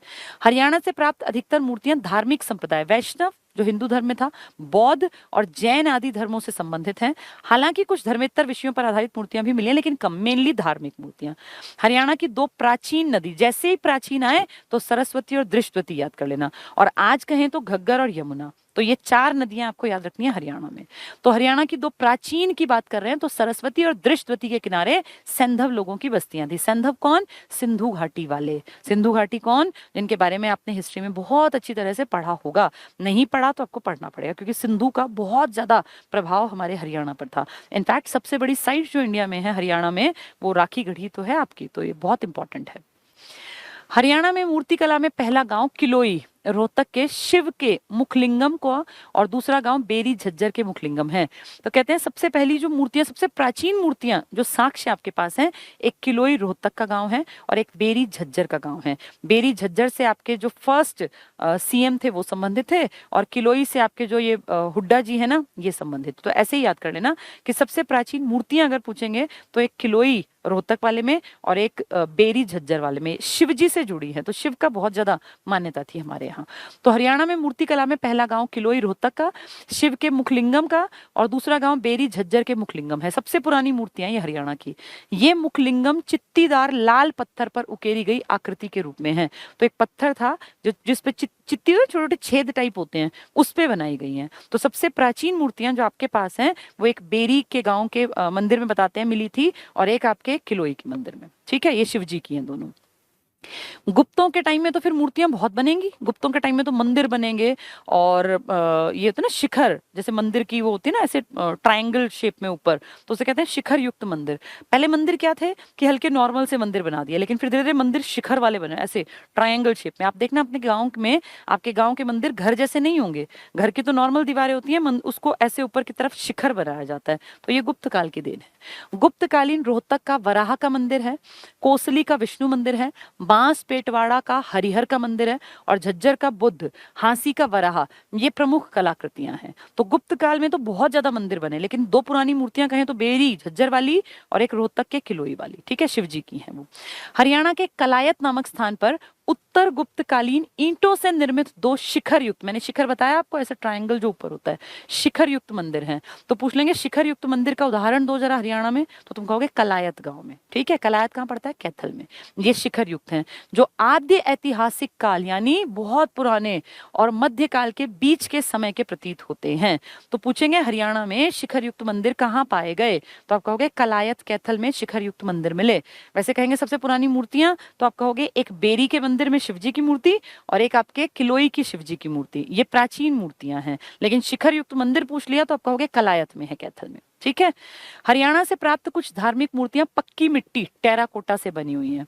हरियाणा से प्राप्त मूर्तियां दूसरी शताब्दी ईसा पूर्व से 10वीं 11वीं शताब्दी तक की हैं, क्योंकि इसके बाद आपके यहाँ पे मुस्लिम बाहुल्य समाज दिखेगा, और फिर मूर्तियां उतनी नहीं बनेंगी जितना कि मस्जिद का निर्माण किया जाएगा, क्योंकि इस टाइम पर आपके यहाँ याद करो मोहम्मद गौरी और गजनवी का प्रभाव दिखेगा। तो ये जो मेन मूर्तियां मिली ना, ये दूसरी शताब्दी ईसा पूर्व में थोड़ी थोड़ी बनी। फिर गुप्तों के टाइम में, गुप्तों का कार्यकाल आप मान लीजिए चौथी शताब्दी में बहुत ज्यादा मूर्तियां बनी। मूर्तियां उससे पहले भी बनती थी, लेकिन मंदिर नहीं थे। यक्ष यक्षिणी की मूर्ति तो हड़प्पा काल में भी थी। तो ऐसा नहीं कि गुप्तों ने मूर्तियां बनाई, गुप्तों ने मूर्तियों को मंदिरों में स्थापित करना बताया। गुप्तों ने गंगा और यमुना का मूर्ति रूप बनाया, लेकिन गुप्तों से पहले हड़प्पा टाइम पर या उससे भी पहले मूर्तियां बनती थी। अशोक के टाइम में भी तो मूर्तियां बनती थी, ये तो मूर्तियां तो बहुत पुरानी है, ठीक है। तो ये 10वीं 11वीं शताब्दी तक बनी, उसके बाद ये बंद हो गई। हरियाणा में शुंग, शुंग कौन? जो कट्टर ब्राह्मण था, जिसने कहते हैं कि अशोक के बनाए बहुत सारे स्तंभ और स्तूप वगैरह नष्ट करवा दिए। तो हरियाणा में शुंग कालीन मूर्तियों का प्रधान केंद्र सुध के आसपास है, यानी यमुनानगर के आसपास। कुषाण कालीन कहाँ मिलेंगी? कुषाणों ने यौधेयों को हराया था। मूर्तियों का प्रधान केंद्र रोहतक के आसपास का क्षेत्र था। तो उनके सांचे जहां थे ना, कहाँ थे? यौधेयों के सांचे रोहतक के खोखराकोट के आसपास थे ना। जबकि इनकी ज्यादा मुद्राएं कहाँ थी? योद्धाओं की राजधानी प्रकृतनाग, जिसका नाम था नौरंगाबाद भिवानी में, ठीक है। तो ये कुषाण कालीन मूर्तियां, अगर सिक्के पूछे तो अलग आंसर होता है, मूर्ति पूछे तो अलग। हरियाणा से प्राप्त पूर्व मध्यकालीन मूर्तियां ज्यादातर या तो प्रतिहार और तोमर युगीन हैं। ये तोमर प्रतिहार किस काल में थे? जब हर्षवर्धन का खत्म हुआ ना काल, तो फिर आप ये मान लो 647 से लेके और लगभग 1200 के हेर फेर तक 1191 में तो फिर तराइन हो गया था। यानी आप माने कि 200-300 साल आपके यहाँ जो राज कर रहे थे, ये छोटे छोटे राजा थे लोकल। इनमें नाम आता है तोमरों का, प्रतिहारों का और फिर चौहानों का, ठीक है। विष्णु की मूर्ति, तो अब तक आपकी समझ में आया होगा कि हरियाणा में एक तो शिव जी की पूजा बहुत होती थी और एक विष्णु के वराह अवतार की, इन दोनों की पूजा ज्यादा थी। तो विष्णु की मूर्ति मोहनवाड़ी झज्जर पर शेष शैया, बहुत बहुत इंपॉर्टेंट, शेष शैया पर लेटे विष्णु की मूर्ति मिली है। ये फिजिलपुर फाजिलपुर है, इसको बोलते हैं फाजिलपुर, थोड़ा फिजिलपुर लिख दिया, फाजिलपुर सोनीपत से। तो देखो विष्णु की दो मूर्ति हो गई। अगर कहेंगे विष्णु, सिर्फ पूछा विष्णु की मूर्ति, तो आप कहोगे मोहनवाड़ी झज्जर से। लेकिन कहें जो HSSC पूछ चुकी शेष शैया पर लेटे विष्णु की मूर्ति, तो आप कहोगे हरियाणा के सोनीपत से। ये ऐसे ही है जैसे हर्षकालीन तांबे की मुद्राएं कहाँ मिली थी? आपके सोनीपत पे, याद होगा ना आपको। इंडो ग्रीक दिरहम, सोने की मुद्रा, जो सिक्के मिले थे वो भी सोनीपत से। ये ऐसे ही है जैसे आपने पढ़ा कि सूर्यदेव की मूर्ति तो अग्रोहा से मिली, लेकिन सूर्य स्तंभ पर बनी मूर्ति अलग जगह मिली। ऐसे ही बता रहे हैं कि विष्णु की मूर्ति अलग मिली, लेकिन विष्णु भगवान शेष शैया पर लेटे हुए, जैसे आपने विष्णु को देखा होगा ना भाई, जो उनका पिक्चर है, अगर उसमें पूछे तो आंसर आएगा फाजिलपुर सोनीपत। दो दो क्वेश्चन है ये एग्जाम के लिए, इनको ढंग से याद करना। सबसे पुरानी मूर्तियां किसकी हैं? यक्ष और यक्षिणियों की, जो पलवल में मिली हैं, हादस में मिली हैं और हथीन में मिली हैं, भादस और हथीन में, और इसमें फरीदाबाद में, साउथ की वाली बेल्ट में। तो सबसे पुरानी मूर्तियां तो यक्ष यक्षिणियों की, क्योंकि ये तो हड़प्पा काल की हैं। उससे पहले के लोग तो मूर्तियां बनाते ही नहीं थे। तो आपको जो मूर्तियों के बारे में सबसे पहली जानकारी मिली ना, वो हड़प्पा काल की। लेकिन आपके हिंदू धर्म की पूछेंगे तो आप कहेंगे बेरी के मंदिर का शिव वाला और एक किलोई का, खिलोई रोहतक वाला, बेरी झज्जर वाला। अगर आपके शिव मंदिर की बात करें तो उनका नाम टिक करना। सबसे प्राचीन मूर्तियां कहें तो यक्ष और यक्षिणी की पलवल वाली टिक करना, ठीक है, भादस, हथीन और फरीदाबाद वाली, ये है वो। अब ये समझने पड़ेंगे कि किसमें आंसर क्या आएगा। मूर्ति कला का सबसे ज्यादा विकास किसमें हुआ? गुप्त काल, क्योंकि मंदिरों में मूर्तियां ही मूर्तियां बना दी। और सोचो, गंगा यमुना को भी माँ का रूप देके और मूर्तियां बना दी, तो मूर्तियों का सबसे ज्यादा जो विकास हुआ वो गुप्त काल में हुआ। हिंदू धर्म की मूर्तियां पूछेंगे तो आप बेरी, झज्जर और किलोई का नाम लोगे, लेकिन वैसे सबसे पुरानी कहेंगे तो आप यक्ष यक्षिणी का नाम लोगे, ठीक है। अब आगे क्या कह रहे हैं ये, देवी देवताओं की मूर्तियों पर प्रभाव मथुरा शैली का पड़ा। दो शैली मेन है ना, एक गांधार शैली और एक मथुरा शैली। गांधार शैली ना बौद्ध धर्म की मूर्तियां ज्यादा बनी है, क्योंकि बौद्ध का बाहर भी प्रचार प्रसार था। लेकिन जो आपकी ये हिंदू धर्म की मूर्तियां है ना, इनमें गांधार का प्रभाव नहीं है, आपकी मथुरा शैली का प्रभाव है, ठीक है। स्मारक, क्या कोई स्मारक भी है? हाँ, बहुत सारे हैं, स्तूप हैं और इस तरह की चीजें हैं जिन पे हमें पता चला कि कैसे थे लोग। 8वीं से 12वीं शताब्दी, यानी ये आप मान लो तोमर और चौहानों की बात कर रहे हैं, कि कुछ खंडर प्राचीन मंदिर रोहतक में है, पिंजौर में है, कलायत, कैथल, इनसे प्राप्त हुए। चनेटी, चनेटी कहाँ है? यमुनानगर, पहले अंबाला में था ना। चनेटी से क्या मिला है देखें जरा, चनेटी में मौर्यकालीन स्तूप होने का पता चलता है। तो ये अंबाला वाला इलाका तो था जहाँ पे अशोक का स्तंभ भी था और स्तूप भी था। स्तूप में तो कहते हैं कि उन्होंने महात्मा बुद्ध के कोई अवशेष रखवाए थे, तो अशोक को तो शौक था ना स्तूप बनवाने का। तो चनेटी ग्राम का स्तूप है आपके यहाँ, अब यमुनानगर में है, पहले अंबाला में था। तो ये स्तूप है, ये इसका मतलब मौर्य, यानी ये अशोक के टाइम की दिन है। तो अशोक की दो चीजें हो गई, एक टोपरा का वो स्तंभ वाला और एक चनेटी का स्तूप वाला, ठीक है, दोनों याद रखना। ये अशोक की लाट, टोपरा को तोपड़ा लिखा है, टोपरा है ये, टोपरा जो पहले कहाँ था? अंबाला, अब किस में गिना जाता है? यमुनानगर। हिसार और फतेहाबाद में स्थित थी, ठीक है, अशोक की लाट। हिसार में और फतेहाबाद में कैसे? गुजरी महल था ना, वो पहले अशोक की ही लाट थी, बाद में उसको फतेहाबाद में इसने अपने नाम से बनाया था। अन्य महत्वपूर्ण तथ्य, अब उम्मीद है तुम्हें बहुत सारी चीजें समझ में आ रही होंगी, अब इनको लर्न करना आपकी पर्सनल जिम्मेदारी है। अब खोखरा कोट मैंने तो 10 बार बता दिया, रोहतक में है। किसके सांचे मिले थे? योद्धयों के सिक्के ढालने के। लेकिन योद्धयों के सिक्के सर्वाधिक कहाँ मिले? उनकी राजधानी में। क्या थी वो?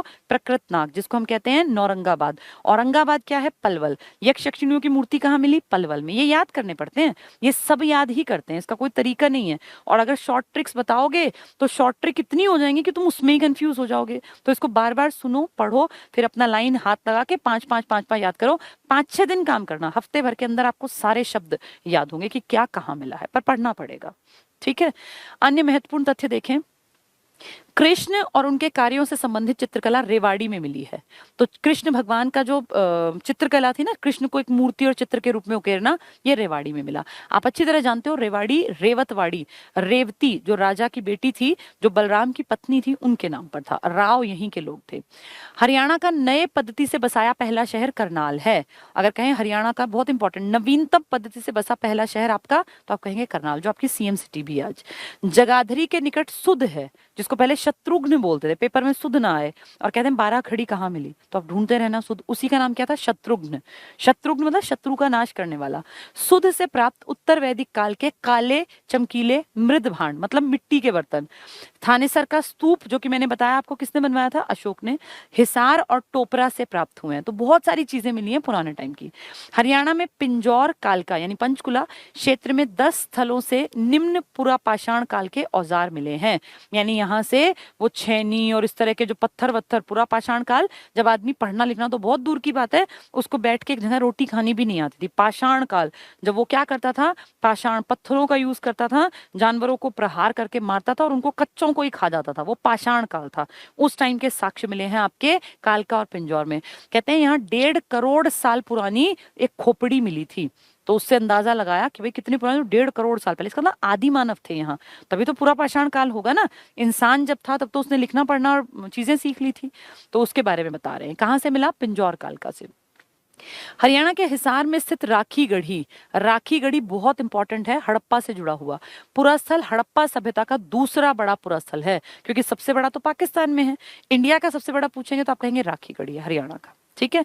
बनावली, जो पहले हिसार में था, फतेहाबाद में है, जो उस टाइम का पिछड़ा था फिर भी एडवांस था। यहाँ आपको हल के साक्ष्य मिले, जुते हुए खेत के साक्ष्य मिले और मिट्टी का हल खिलौने के रूप में कई चीजें मिली। तो बनावली, फतेहाबाद, इसकी खुदाई में पुरातात्विक महत्व की विविध प्रकार की सामग्री मिली, जिसमें से मैंने कुछ आपको बताई। मीताथल भिवानी बहुत इंपॉर्टेंट, पूर्व हड़प्पा संस्कृति और सभ्यता के अवशेष प्राप्त हुए हैं। मीताथल से आपको हाकड़ा के सभ्यता के, जो कि मैंने बताया कि घग्गर का नाम है, और सीसवाल के, सीसवाल मेनली तो हिसार में है, लेकिन फैली तो होती है ना सभ्यता, एक गांव तक थोड़ी होती है, तो यहाँ भी मिला है।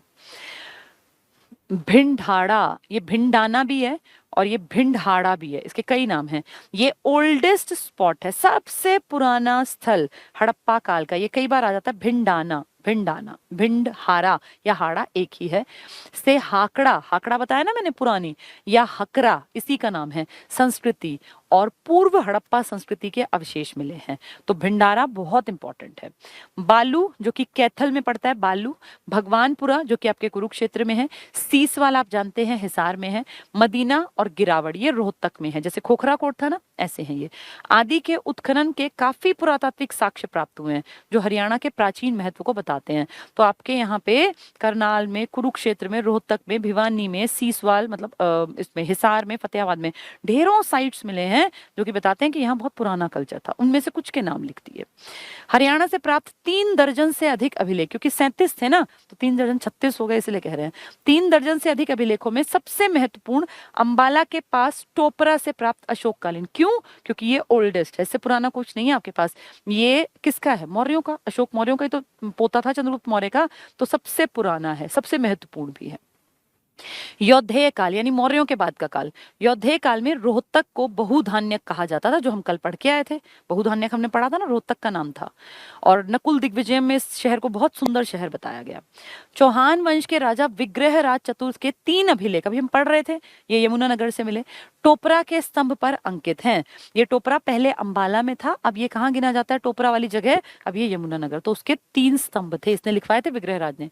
बाद में फिरोज शाह तुगलक ने टोपरा अभिलेख को दिल्ली में स्थानांतरित और स्थापित करवाया।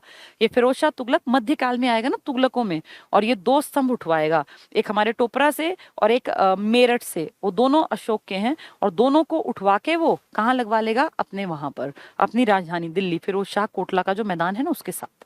खरोष्ठी लिपि में अंकित एक अभिलेख करनाल से मिला है, तो करनाल से एक अभिलेख खरोष्ठी में मिला। कपाल मोचन, जो देखो अधूरे वाली बात थी, कपाल मोचन स्थान से एक अधूरा अभिलेख मिला है। ये मैंने कम से कम 5-6 बार तुम्हें बता दिया आज की क्लास में, ताकि याद हो जाए। लाओस वियंतिया ने देवंका राजा, हमारे कुरुक्षेत्र के बारे में, लाओस से प्राप्त एक अभिलेख में राजा देवंका ने कुरुक्षेत्र की प्रशंसा की है। ये भी रिपीट किया ताकि याद रह जाए। सिरसा में क्या मिलेगा? पशुपति। तो सिरसा से प्राप्त अभिलेख से यहाँ पशुपति संप्रदाय के होने का उल्लेख मिलता है। सब रिवीजन हो रहा है हमारा। हिसार के गुजरी महल में एक स्तंभ पर 8 अभिलेख हैं, जो 8 जगह से आने वाले भागवत, भागवत जो विष्णु भगवान के बारे में लोगों को, मतलब हिंदू धर्म की जानकारी, तो भागवतों की सूचना, ये बहुत बार आ चुका। 8 दिशाओं से आने वाले भागवतों की जानकारी हिसार के गुजरी महल में एक स्तंभ पर है। वो स्तंभ कुछ लोग कहते हैं अशोक का था, लेकिन उसको काट छांट के जानबूझ के फिरोज शाह तुगलक ने अपने नाम से लगवाया कि ये मैं लगवा रहा हूं, जबकि वो था अशोक का। ठीक है। पेहोवा, घोड़ों का व्यापार आएगा। पेहोवा में प्रतिहार राजा थे महेंद्र पाल का एक शिलालेख मिला है, जिसमें मंदिरों के निर्माण की चर्चा की गई है। ये मंदिर आपके कब से बनने स्टार्ट हुए हैं? गुप्त काल से, यानी 4वीं शताब्दी से, और ये कब तक बनेंगे? 11वीं 12वीं तक। उसके बाद फिर मुस्लिम कम्युनिटी आएगी, फिर ज्यादा मंदिर नहीं बनेंगे। अग्रोहा यानी हिसार से प्राप्त अभिलेखों में संगीत के 7 स्वर, बार बार आ रहा है ना ये, ईंट पर 7 स्वर, सारे गामा, तो 7 स्वरों का अंकन है। कहाँ? अग्रोहा, जो महाराजा अग्रसेन से संबंधित है, और कहते हैं अग्रवाल कम्युनिटी वाले कि ये हमारा मूल निवास स्थान था। हांसी से प्राप्त अभिलेख पृथ्वीराज द्वितीय से संबंधित है, तो इसका सामरिक महत्व दिखता है कि हांसी कितना इंपॉर्टेंट, तभी तो हांसी का किला बनवाया होगा, असीरगढ़ का फोर्ट इसी को कहते हैं, तो पृथ्वीराज चौहान का ही था ये। ऐहोल अभिलेख, ऐहोल जिसमें कि ये 634 में जो युद्ध लड़ा था, जिसमें कि हार गया था आपका उत्तर भारत का एक बहुत बड़ा सम्राट, जिसको आप कहते हैं हर्षवर्धन, जिसकी राजधानी पहले थानेसर था हमारा, बाद में कन्नौज यूपी का शहर बनाया था। उसके बारे में लिखा है कि वो हार गया था। कहाँ लिखा है ये? ऐहोल में। आपने नहीं लिखवाया, साउथ के राजा ने। तो ऐहोल अभिलेख में हर्षवर्धन और पुलकेशियन द्वितीय, जो कि चालुक्य नरेश था, जिनकी राजधानी थी बादामी, कर्नाटक के आसपास का, के मध्य एक युद्ध हुआ था। ये 33-34 है, 30 से 34 नहीं चला था, 33-34 इसका वर्णन मिलता है। और इसको पढ़ के हमें पता चला कि हर्षवर्धन की हार हुई थी नर्मदा नदी के तट पे, वरना हमें पता ही ना चलता कि हर्षवर्धन हारा था। ठीक है, चलिए प्रश्नोत्तर स्टार्ट हो गए। हरियाणा शब्द का अर्थ स्पष्ट करता है, कौन सी पुस्तक में हरियाणा में बहने वाली नदियां हैं, और कौन सा प्राचीन स्थल बुद्ध धर्म का। अब ये सब आपको आ जाएगा अगर आपने ये कल वाली और आज वाली क्लास ली है तो। ये डिफिकल्ट टॉपिक है बहुत ज्यादा, जो नहीं समझेंगे, जो समझेंगे उनको आसान दिखेगा, फिर उनको सुध, खोखरा, कोट, औरंगाबाद, नौरंगाबाद, प्रकृतनाथ, ये सब याद हो जाएगा। ये बार बार सुन के पढ़ के फिर लर्न करने पड़ते हैं, तब ये बात बनेगी। ठीक है, तो आज हमने बहुत इंपॉर्टेंट एक टॉपिक देखा। अब इसी का ये फर्स्ट टॉपिक पूरा हुआ, इसी से जुड़ा दूसरा टॉपिक है प्राचीन इतिहास का। फर्स्ट टॉपिक हमने आज पूरा कर लिया, सेकंड टॉपिक भी यही है। इसमें क्या किया, फर्स्ट वाली चीजों को थोड़ा सा और एक्सप्लेन कर दिया, सेम है, कोई अंतर नहीं है। जो अब तक बोल रही हूँ ना, 1 घंटे हो गया हमें पढ़ते हुए, वो सेम बातें इसमें आएंगी। बस इसमें क्या करेंगे, सी सवाल को थोड़ा सा एक्सप्लेन कर दिया, हाकड़ा को थोड़ा सा बड़ा करके बता दिया, ये अपनी जो ये है ना मीताथल, बालू, कैथल वाला, जींद वाला, नचार खेड़ा, इन सबको थोड़ा थोड़ा एक्सप्लेन कर दिया। सेम बातें हैं, ये प्रागैतिहासिक काल और हरियाणा है। अभी तो हम सोर्सेस पढ़ रहे थे, अब उसमें हरियाणा में प्राग ऐतिहासिक काल, प्रागैतिहासिक और आद्य ऐतिहासिक भी है, क्योंकि इसमें हड़प्पा वाला भी सारा आ जाएगा। ठीक है, तो जो अब तक पढ़ा ना, उसका ही बहुत बड़ा हिस्सा अब इस टॉपिक में। इसके बाद आपका प्राचीन काल खत्म हो जाएगा। प्राचीन मैंने पढ़ा दिया, मध्य हम कंप्लीट कर चुके, पढ़ा रही हूँ प्राचीन को, और मॉडर्न इंडिया तो हमने पहले ही पढ़ लिया था। तो इससे आपका हिस्ट्री का टॉपिक क्लियर हो जाएगा। ठीक है, हिस्ट्री के बाद अब नेशनल हाईवेज और कुछ जो इंपॉर्टेंट रह गया ना पशुपालन वाला, वो कराऊंगी। पहले इसको पढ़ते हैं, prehistoric age and Haryana.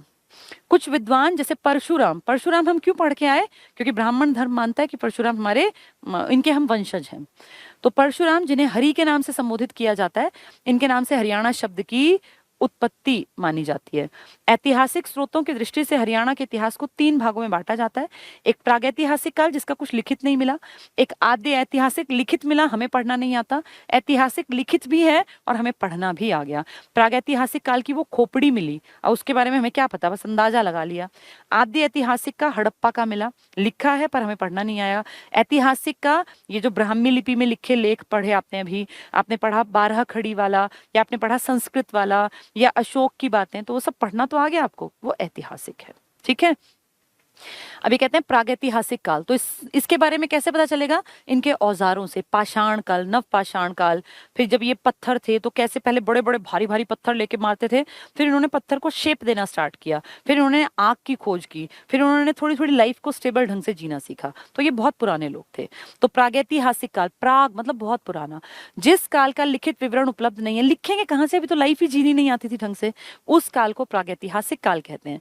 इसके 3 भाग हैं। पहला पूरा पाषाण काल, पाषाण मतलब पत्थर, जब इंसान पत्थरों से ही शिकार करके पेट भर लेता था, बस उतनी लाइफ थी।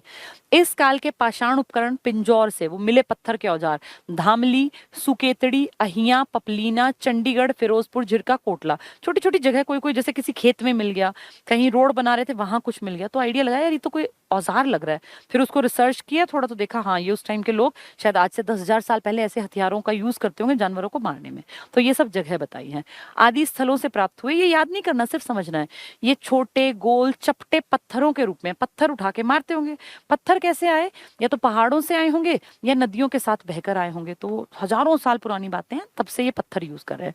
इस प्रकार के उपकरण सोहन नदी घाटी से भी प्राप्त हुए। तो नदी में तो पत्थर जो होंगे वो गोल हो जाते हैं ना, अगर आप कभी नदी में गए हैं तो आपको पता होगा, पानी के साथ जो पत्थर चलते हैं ना वो हमेशा गोल होते हैं। आप देखना गंगा के आसपास जितने पत्थर होंगे वो लगभग गोल हो जाएंगे, चिकने पत्थर हो जाते हैं। इसीलिए नवपाषाण काल, जिसमें कि वो आग को खोज लेगा, थोड़ा उसका लाइफ स्टेबल हो जाएगी। इस काल में मानव ने कृषि करना सीख लिया था। इसके साक्ष्य हिसार के सीसवाल, सीसवाल वाले हड़प्पा से पुराने, सबसे पुराने हरियाणा में से प्राप्त हुए। इसका मतलब खेती करते थे। अतः इस सभ्यता का नाम सीसवाल सभ्यता या संस्कृति रखा गया। पेपर में आ जाएगा हरियाणा में हड़प्पा से भी प्राचीन सभ्यता कौन सी है, तो आप कहोगे सीसवाल कालीन। सीसवाल बेसिकली गांव का नाम है, हिसार में पड़ता है ये। इनकी सभ्यता हड़प्पा से भी पुरानी है। ताम्रपाषाण काल, अब तांबे का यूज करेंगे, तो तांबे का यूज करेंगे मतलब थोड़े एडवांस्ड हो गए। रोहतक और हिसार जिलों के कुछ भागों में ताम्रकालीन औजार मिले, लेकिन अभी वो औजारों तक है मेन। ठीक है, पाषाणिक युग में हरियाणा क्या था, 2 क्षेत्र थे, एक अरावली और एक शिवालिक। शिवालिक वाले ऊपर रहते होंगे, अरावली वाले नीचे। ठीक है। तो ये फिरोजपुर, झिरका, मेवात, दिल्ली और मानव कपाल, पिंजौर से मिला वो खोपड़ी जो मैंने आपको बताया था, और कालका के आसपास। इन प्रारंभिक साक्ष्यों का उत्खनन डॉक्टर गाई पिलग्रिम, कहीं कहीं GYE लिखा है तो वो यही गाई है, गाई पिलग्रिम नाम का एक आदमी है जिसने बहुत रिसर्च किया। तो इसने किया है सब चीजों का। हरियाणा प्रदेश से चंडीगढ़ पिंजौर, ये इंपॉर्टेंट पॉइंट है, चंडीगढ़ पिंजौर के आसपास से प्राप्त एक खोपड़ी के वैज्ञानिक अध्ययन के बाद डॉक्टर गाई पिलग्रिम ने निष्कर्ष निकाला कि कोई 1.5 करोड़ वर्ष पहले यहाँ आदि मानव रहता था। तो सोचो, चंडीगढ़ के आसपास खोपड़ी मिली, कहते हैं कि 1.5 करोड़ साल पुरानी खोपड़ी है, पूरा शरीर कंकाल ऐसे नहीं, बहुत सारे मिले, बस वो एक खोपड़ी मिली, यानी टाइम के साथ वो खत्म नहीं हुई। तो उससे आइडिया लगाया रिसर्च से कि 1.5 करोड़ साल पहले इस इलाके में आदि मानव ना जंगलों के इलाके में रहते थे, क्योंकि वहां जानवर मिलते होंगे, तो ऐसे मैदानों में आके नहीं घूमते थे, उनको खेती तो करनी आती नहीं थी, उनका टारगेट क्या था, कोई पत्थर मिल जाए, जानवर को मार दें और पेट भर लें, यही तो काम था उनका। तो इस इलाके में थे, इसलिए देखो शिवालिक के रीजन की बात कर रहे हैं। दिलीप चक्रवर्ती, ये बहुत बड़े बड़े इतिहासकार हैं, पुरातत्विक हैं। नयन जोत लाहिड़ी, याद नहीं करना, सिर्फ पढ़ना है। SR Phogat, GC Mahapatra, M Kumar आदि पुरातत्वविदों को इस सभ्यता से संबंधित स्थानों से दूधिया भूरे रंग के क्वार्टजाइट नामक सख्त पत्थर के बहुत सारे औजार मिले।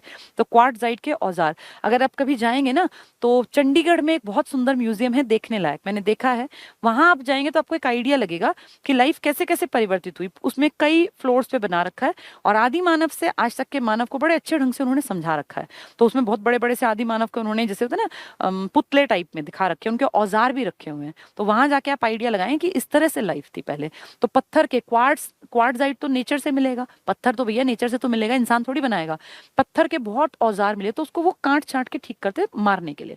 हरियाणा से प्राप्त पूरा पाषाण कालीन औजार मोटे तौर पर 2 तरह के थे, कोर और फ्लेक, मतलब औजारों के नाम हैं। अब हरियाणा से प्राप्त निम्न पुरा पाषाण में पत्थर, खुरचने, जिससे कुछ ये करते होंगे, क्रोड़, कुल्हाड़े और गंडासे, इस तरह की चीज मिली, ये इससे जानवरों को मारने का काम करते होंगे। हरियाणा से प्राप्त मध्य पुरा पाषाण काल में फिर खुरचने, गंडासे, बेधक, सुआ और कुल्हाड़े मिले, यानी औजार बदलते रहे थोड़े थोड़े। हरियाणा से प्राप्त उच्च पुरा पाषाण जो बाद में आए, कुल्हाड़े, गंडासे, तक्षिणी और बेधक मिले। अब तक्षिणी नाम की चीज आ गई। मध्य पाषाण काल में औजारों का आकार छोटा हो गया, पहले क्या थे, बड़े बड़े पत्थर लेके मारते थे, फिर थोड़े समझदार हुए कि यार इतना बड़ा पत्थर उठा के फेंकने में भी तो दूर नहीं जा पाता ना, ऐसा औजार बनाएंगे नुकीला सा, छोटा हल्का लेकिन दूर तक जाए, और जानवर को जैसे गर्दन पे लग गया, पेट पे लग गया तो मर जाए। थोड़ी समझ बढ़ी ना इनकी। तो मध्य पाषाण काल में औजारों का आकार छोटा हो गया, जिन्हें लघु अश्म या माक्रोलिथ कहा गया। पहले बड़े बड़े पत्थरों को फेंकते थे, अब छोटे बना लिए। हरियाणा से प्राप्त मध्य पाषाण युग के औजारों में गंडासे, खुरचने, बधक, तक्षिणी और सुआ, वही सेम। हरियाणा में डॉक्टर दिलीप चक्रवर्ती और नयन जोत लाहिड़ी को गुड़गांव, फरीदाबाद क्षेत्र में, ये फिर देखो वो आ गई अरावली की पहाड़ियां, मतलब जानवर मिलते होंगे, निम्न स्थानों पर मध्य पाषाण युगीन औजार मिले हैं। अंकर पहाड़ी, मेवला पहाड़ी, नोदा कोह, पलिया गांव पहाड़ी, मोहतवा, बस पढ़ने भर हैं ये। गोठड़ा, धौज, सिरोही, खोरी, जमालपुर, टेथुर, निमौर, छतरपुर, हरचंदपुर, सिकंदरपुर, नीमड़ी वाली पहाड़ी, नांगरी की ढाणी, बंधवा घाटी, 1 और 2 घाटी के 2 नंबर्स हैं, धुलावत, भूतला और मानेसर, यानी इन जगहों पर, क्योंकि ये सारे इलाके अरावली में हैं, अरावली में पहाड़ रहे होंगे, पहाड़ होंगे तो जंगल होंगे, जंगल होंगे तो जानवर होंगे, जानवरों को मार के खाते थे। नाम नहीं याद करना, सिर्फ एक आइडिया आपके दिमाग में रहे कि या तो शिवालिक की बेल्ट में औजार मिले हैं, कालका पिंजौर के आसपास वो खोपड़ी मिली, या फिर साउथ की अरावली वाली में। ठीक है, ये था पुराने लोग जिनका हमें कुछ नहीं पता क्योंकि कुछ लिख के ही नहीं गए। फिर आए आद्य ऐतिहासिक, लिख गए पर हमें पढ़ना नहीं आया, जिनमें सबसे अच्छा एग्जाम्पल क्या दोगे, ये हड़प्पा वाले सबसे बेस्ट एग्जाम्पल है आद्य ऐतिहासिक का। जिस काल के लिखित विवरण को पढ़ा नहीं जा सका, ये हमारी गलती है, उनकी नहीं, वो तो लिख के गए, उस काल को आद्य ऐतिहासिक काल कहते हैं। इसके अंतर्गत सीसवाल सभ्यता और सिंधु घाटी सभ्यता को शामिल किया जाता है। मैंने सीसवाल का नाम इसलिए नहीं रखा क्योंकि उसको सब नहीं जानते, हड़प्पा को सब जानते हैं, पूरा वर्ल्ड जानता है। सीसवाल आपके आसपास थी, कृषि प्रधान थे ये लोग भी, जैसे हड़प्पा वाले व्यापार भी करते थे, खेती भी ना, ऐसे सीसवाल सिमटे हुए थे, उतने पहले नहीं थे जितने कि हड़प्पा वाले। ठीक है, शामिल किया जाता है।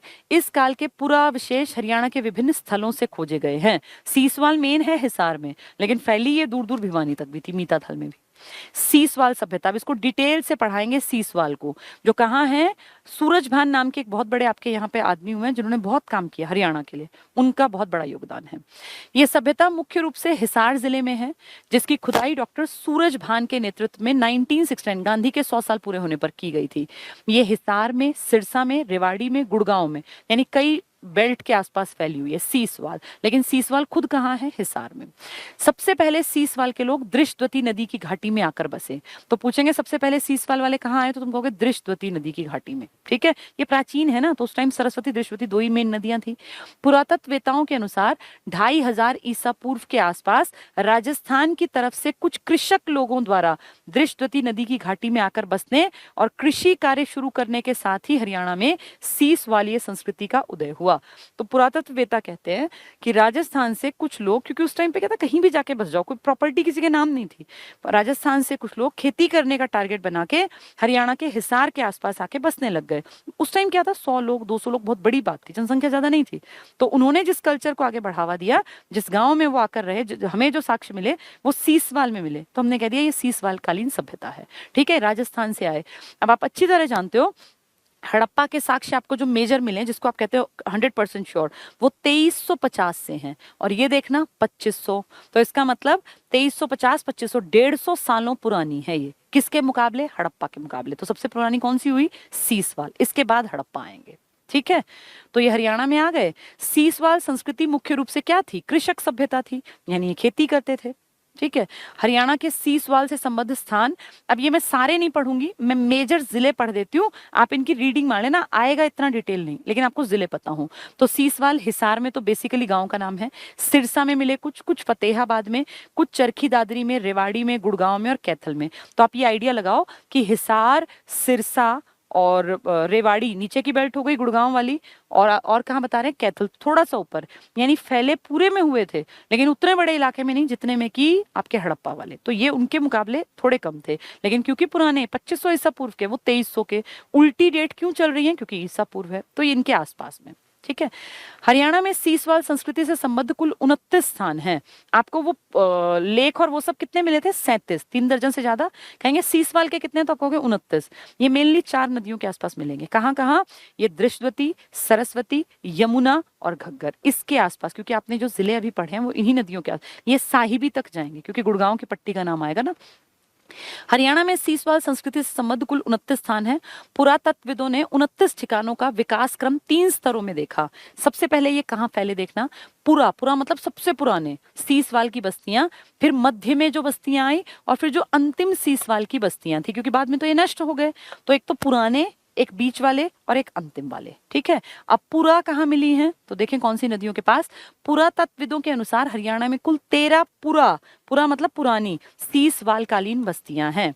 टोटल 29 है ना, उसमें से 13 बता रहे हैं ये, वो पुरा हैं, जिनमें से 2 सरस्वती नदी की घाटी में, 2 यमुना नदी की घाटी में और 9 दृष्टवती नदी की घाटी में हैं।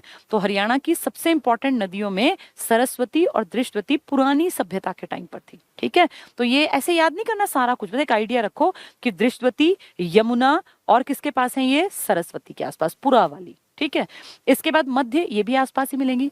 हरियाणा में मध्य सीसवाल बस्तियों की संख्या 20 है, जिनमें एक कहाँ मिली? सरस्वती नदी घाटी में, एक जो मिली वो सरस्वती। ये जो 29 लिखी थी ना, ये मेजर थी, था ना, ये 29 स्थान है। लेकिन 29 स्थान में फिर छोटे छोटे डिवाइड करके बहुत सारे, जैसे एक ही इलाके में 5 बस्ती, नाम एक है, बस्ती 5 है, इस तरह से उसको डिवीजन लंबा कर रहे हैं वो। तो मध्य में कितनी मिली? 20, एक सरस्वती नदी घाटी में, 2 घग्गर में और 12 दृष्टवती। यहाँ देखो 9 दृष्टवती, यहाँ 12। फिर है अंतिम सीसवाल की, इसमें 28 है संख्या, जो सबसे ज्यादा है, क्योंकि टोटल 29 में से 28 मतलब डिवीजन ज्यादा आगे बढ़ा दिया। टोटल मिलाएंगे बड़े पैमाने पे तो 29 थी। इन बस्तियों में 1 सरस्वती के पास मिली, 6 यमुना और 10 दृष्टवती। तो सबसे ज्यादा जो सीसवाल की बसावट मिली वो किस नदी के आसपास मिली? दृष्टवती नदी के पास। सीसवाल 2500 ईसा पूर्व के आसपास है।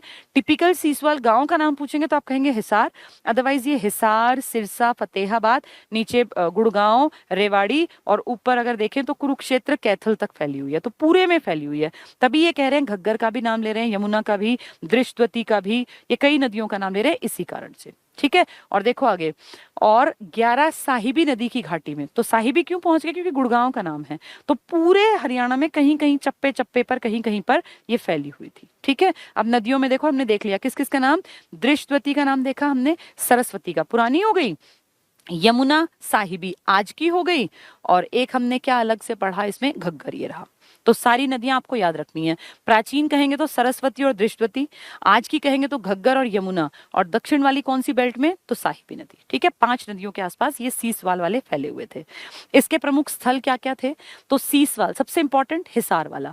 सीसवाल तहसील हिसार, हिसार से 26 किलोमीटर की दूरी पर पश्चिम दिशा में चौतांग नहर, आप जानते हो ना चौतांग या चेटांग एक नदी थी, हमने पढ़ी हुई है नदी, नदियों के टॉपिक में। ये अब दिखती नहीं है सच, लेकिन ऐसा मानते हैं इस पर अवस्थित एक गांव है कि चौतांग नहर पर एक गांव है जिसका नाम है सीसवाल, हिसार में। 1968-69 में गांधी जी के 100 साल बाद सीसवाल के पुरातात्विक महत्व की ओर विद्वानों का ध्यान तब गया जब वहां से सतही अन्वेषण, ऐसे कुछ खोज रहे थे, के दौरान कुछ अति प्राचीन युग के अवशेष मिले। तो देखा, ये तो हड़प्पा से भी पुराने हैं। तो ये 1968 में ये बात आई, 1969 में सूरज भान जी ने यहाँ काम किया। ठीक है, 1970 में पंजाब विश्वविद्यालय के तत्वावधान में डॉक्टर सूरज भान द्वारा सीसवाल में खुदाई की गई। तो जैसे न्यूज में आया, फिर एक साल फिर थोड़ा रिसर्च किया, फिर प्रॉपर यूनिवर्सिटी के अंडर वहां के डिपार्टमेंट्स की हेल्प लेके 70 में खुदाई शुरू कर दी। सीसवाल में मिले बर्तनों की लाल भूमि है और इन्हें सफेद और काले रंग से पोता गया। तो बर्तन मिले, कुछ बर्तन भांडे सलेटी रंग के भी हैं। बर्तन भांडे हमारा टिपिकल शब्द है ना हरियाणा का, तो बर्तन मिले, इनसे अंदाजा लगा कि ये लोग क्या खाते होंगे, किस तरह से रहते होंगे। सीसवाल से मिले बर्तन भांडे कालीबंगा, राजस्थान के स्थान से प्राप्त सामग्री से समानता रखते हैं। तो यही तो कह रहे थे कि राजस्थान से कुछ लोग उठ के आ गए, कृषक समाज के थे, उन्होंने इस सीसवाल की सभ्यता बसा दी। तो राजस्थान से, तभी तो ये इनसे समानता रखते हैं कालीबंगा वालों से। सीसवाल से बर्तन भांडों के अतिरिक्त मिट्टी की चित्रित चूड़ियां मिली, मिट्टी की चूड़ियां जिन पर चित्रकारी थी, मणिये और तांबे के हत्थे वाले गंडासे के आकार की एक वस्तु भी मिली है। तो यहाँ सीसवाल को आपको दिमाग में रखना है, हिसार के आसपास की कम्युनिटी ज्यादा थी इसमें। वैसे ये हिसार, फतेहाबाद, गुड़गांव और ये आपके कैथल और इसके आसपास भी फैले थे। नदियां पूछ लेंगे तो 5 याद रखना, पुरानी 2 दृष्टवती सरस्वती, आज की 2 घग्गर और यमुना, और एक आपकी साहिबी। टोटल बड़ी साइट्स 29 हैं, वैसे फैली हुई हैं, कोई 20 कह रहा है, कोई कुछ कह रहा है, कोई कुछ कह रहा है। तो दृष्टवती के आसपास इनका जमावड़ा ज्यादा था। इनके बर्तन भांडे जितने मिले उनसे आपने अंदाजा लगाया। 1968 में थोड़ी सी न्यूज बनी, 69 में काम हुआ, 70 में प्रॉपर तरीके से पंजाब यूनिवर्सिटी की मदद से यहाँ पूरे जैसे वैज्ञानिकों की टीम आई, दल आया, उन्होंने फिर खोजबीन की और तब पता लगा कि ये तो हड़प्पा से भी पुराने हैं। तो ये है सीसवाल कालीन सभ्यता। ठीक है, ऐसे फिर और भी है मीताथल वगैरह, लेकिन अब टाइम उतना नहीं है, अब 1.5 घंटा बहुत होता है पढ़ने के लिए। कल मीताथल, बनावली, राखी गढ़ी को हम डिटेल से जानेंगे। बालू, जिनके नाम मैंने आज पढ़ाए हैं ना, उन्हीं को। फिर सीसवाल की विशेषताएं क्या है, वो जानबूझ के दोबारा रिपीट कर दिया मैंने ताकि ये याद हो जाए।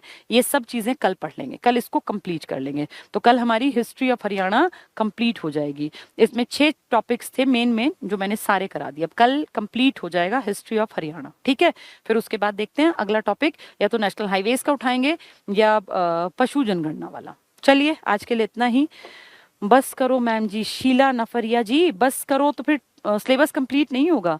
अब आपको ये क्लास आपके फोन में है, जब मन करे देख लेना, जरूरी नहीं कि आप एक ही दिन में सारा पढ़ें, आप इसको डबल डिवाइड करके देख लीजिए। 1 घंटे 45 मिनट देखो, अगले दिन फिर 45 मिनट देख लो। अब ये क्लास आपको तब देखने के लिए आपके फोन में है जब आप उस टॉपिक को पढ़ना चाहते हो। एक बार कोर्स कंप्लीट होने के बाद ना आपके हाथ में रहेगी सारी चीजें। अब आपका मन कर रहा है आज मैं नदियों का टॉपिक प्रिपेयर करूं, तो तुरंत से खोला नदियों का टॉपिक, सुन लिया पहले, स्पीड बढ़ा के, फिर किताब उठा के पढ़ ली, तो नदियां कंप्लीट आपकी। ऐप का बहुत बड़ा फायदा यही है, जैसे क्लास में क्या होता है, अब मैंने पढ़ा दिया उनको, मैंने मिट्टियां पढ़ाया, बस पढ़ा दिया, उसके बाद अब वो मिट्टियां पढ़ना चाहेंगे तो उन्हें किताब मिलेगी। लेकिन ऐप वालों को क्या है, मिट्टियां दोबारा से चले जाओ, मिट्टियां कहाँ पढ़ाई थी, दोबारा से खोल के मिट्टियों को सुन लो डबल स्पीड में, फिर किताब पढ़ लो। ऐसे ही जल संसाधन है, नदियां आपको पढ़ाई तो आपके फोन में है, जब चाहो नदियों का टॉपिक उठा के खोल के पढ़ लेना, सुन लेना, फिर किताब पढ़ लेना। एक बार सिलेबस कंप्लीट हो जाएगा ना, तो आपको जब तक जो भी टॉपिक तैयार करना होगा उसमें आपको बहुत आसानी रहेगी। ये लंबी क्लासेस को आप 2 हिस्सों में डिवाइड करके देख लिया करो, एक बार सारी सुन लिया करो, फिर जब पढ़ने बैठो तो एक चैप्टर की क्लास एक टाइम में देख लो। ठीक है, चलिए अब धीरे धीरे सारी चीजें जो है वो कंप्लीशन पे आती जा रही हैं, और मेरे ख्याल अब 10 दिन पकड़ेगा नहीं है, 10 दिन में कोर्स कंप्लीट हो जाएगा। तो उसके बाद फिर आपकी अपनी जिम्मेदारी रहेगी कि आप कितना अच्छे ढंग से इन चीजों को कवर कर पाते हैं। जितना ज्यादा पढ़ोगे, जितना ज्यादा बार सुनोगे, लिखोगे, पढ़ोगे, याद करोगे, उतना अच्छा रिजल्ट आएगा। बाकी अपने लिए मेहनत सबको खुद करनी पड़ती है, कोई भी टीचर या पेरेंट्स बच्चे के हिस्से की मेहनत कर नहीं सकते। ठीक है, मैंने कोशिश की है कि चीजें आपके दिमाग में एक बार ऐसी फिट हो जाएं कि जब आप किताब उठाएं तो आपको याद आए कि खोखरा कोट, बालू, सीस वाले तो मैंने पढ़ा हुआ है, या सुध में जगाधरी में क्या मिला, कपाल मोचन में क्या मिला, अग्रोहा में क्या मिला, यक्ष यक्षिणियों की मूर्तियां कहाँ मिली, तांबे की सिक्के कहाँ मिले। तो ये अब जब दोबारा किताब से पढ़ोगे ना तो आपको कंपैरेटिवली आसानी होगी। ठीक है, यही कर सकता है एक टीचर कि चीजों को प्रेजेंट आसानी से कर दे। बाकी पढ़ना ना पढ़ना तो स्टूडेंट के अपने हाथ में होता है, हर कोई नहीं सीख सकता। अब मुझे हजारों बच्चे सुनेंगे, हजारों बच्चों ने हरियाणा जीके पढ़नी है, लेकिन रिजल्ट वो देंगे जो सुनने के बाद अपने आप सेल्फ स्टडी भी करेंगे। क्योंकि जब तक आप याद नहीं करेंगे, ये टेबल याद करने पड़ेंगे कि किसकी क्या इंपॉर्टेंस है, कौन सी चीज कहाँ मिली, किस काल में मिली। अब योद्धाओं के सांचे एक बार बताने से थोड़ी याद होते हैं, मैंने कई बार बताया, 5-6 बार ये एक्सप्लेन किया कि सिक्के पूछे तो ये आंसर आएगा, सांचे पूछे तो ये आएगा। अब ये आपको पता होना चाहिए, सिक्के राजधानी में मिले यानी नौरंगाबाद, भिवानी, प्रकृतनाथ में, और सांचे मिले थे खोखराकोट, रोहतक में।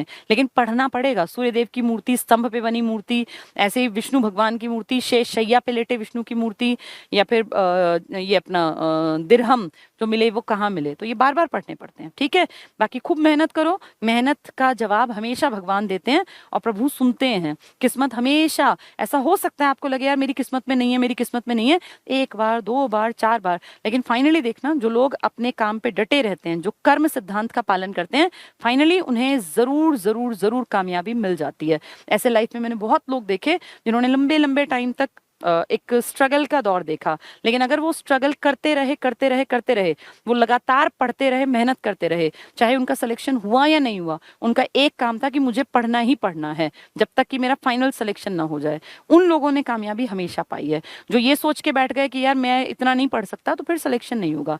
अगर सिलेक्शन चाहिए तो दिन रात एक करना पड़ेगा। ठीक है, चलिए आज के लिए इतना ही। सर मैथ्स की क्लास है क्या? अभी तो भाई मुझे नहीं पता, वो कह रहे हैं पूछना पड़ेगा।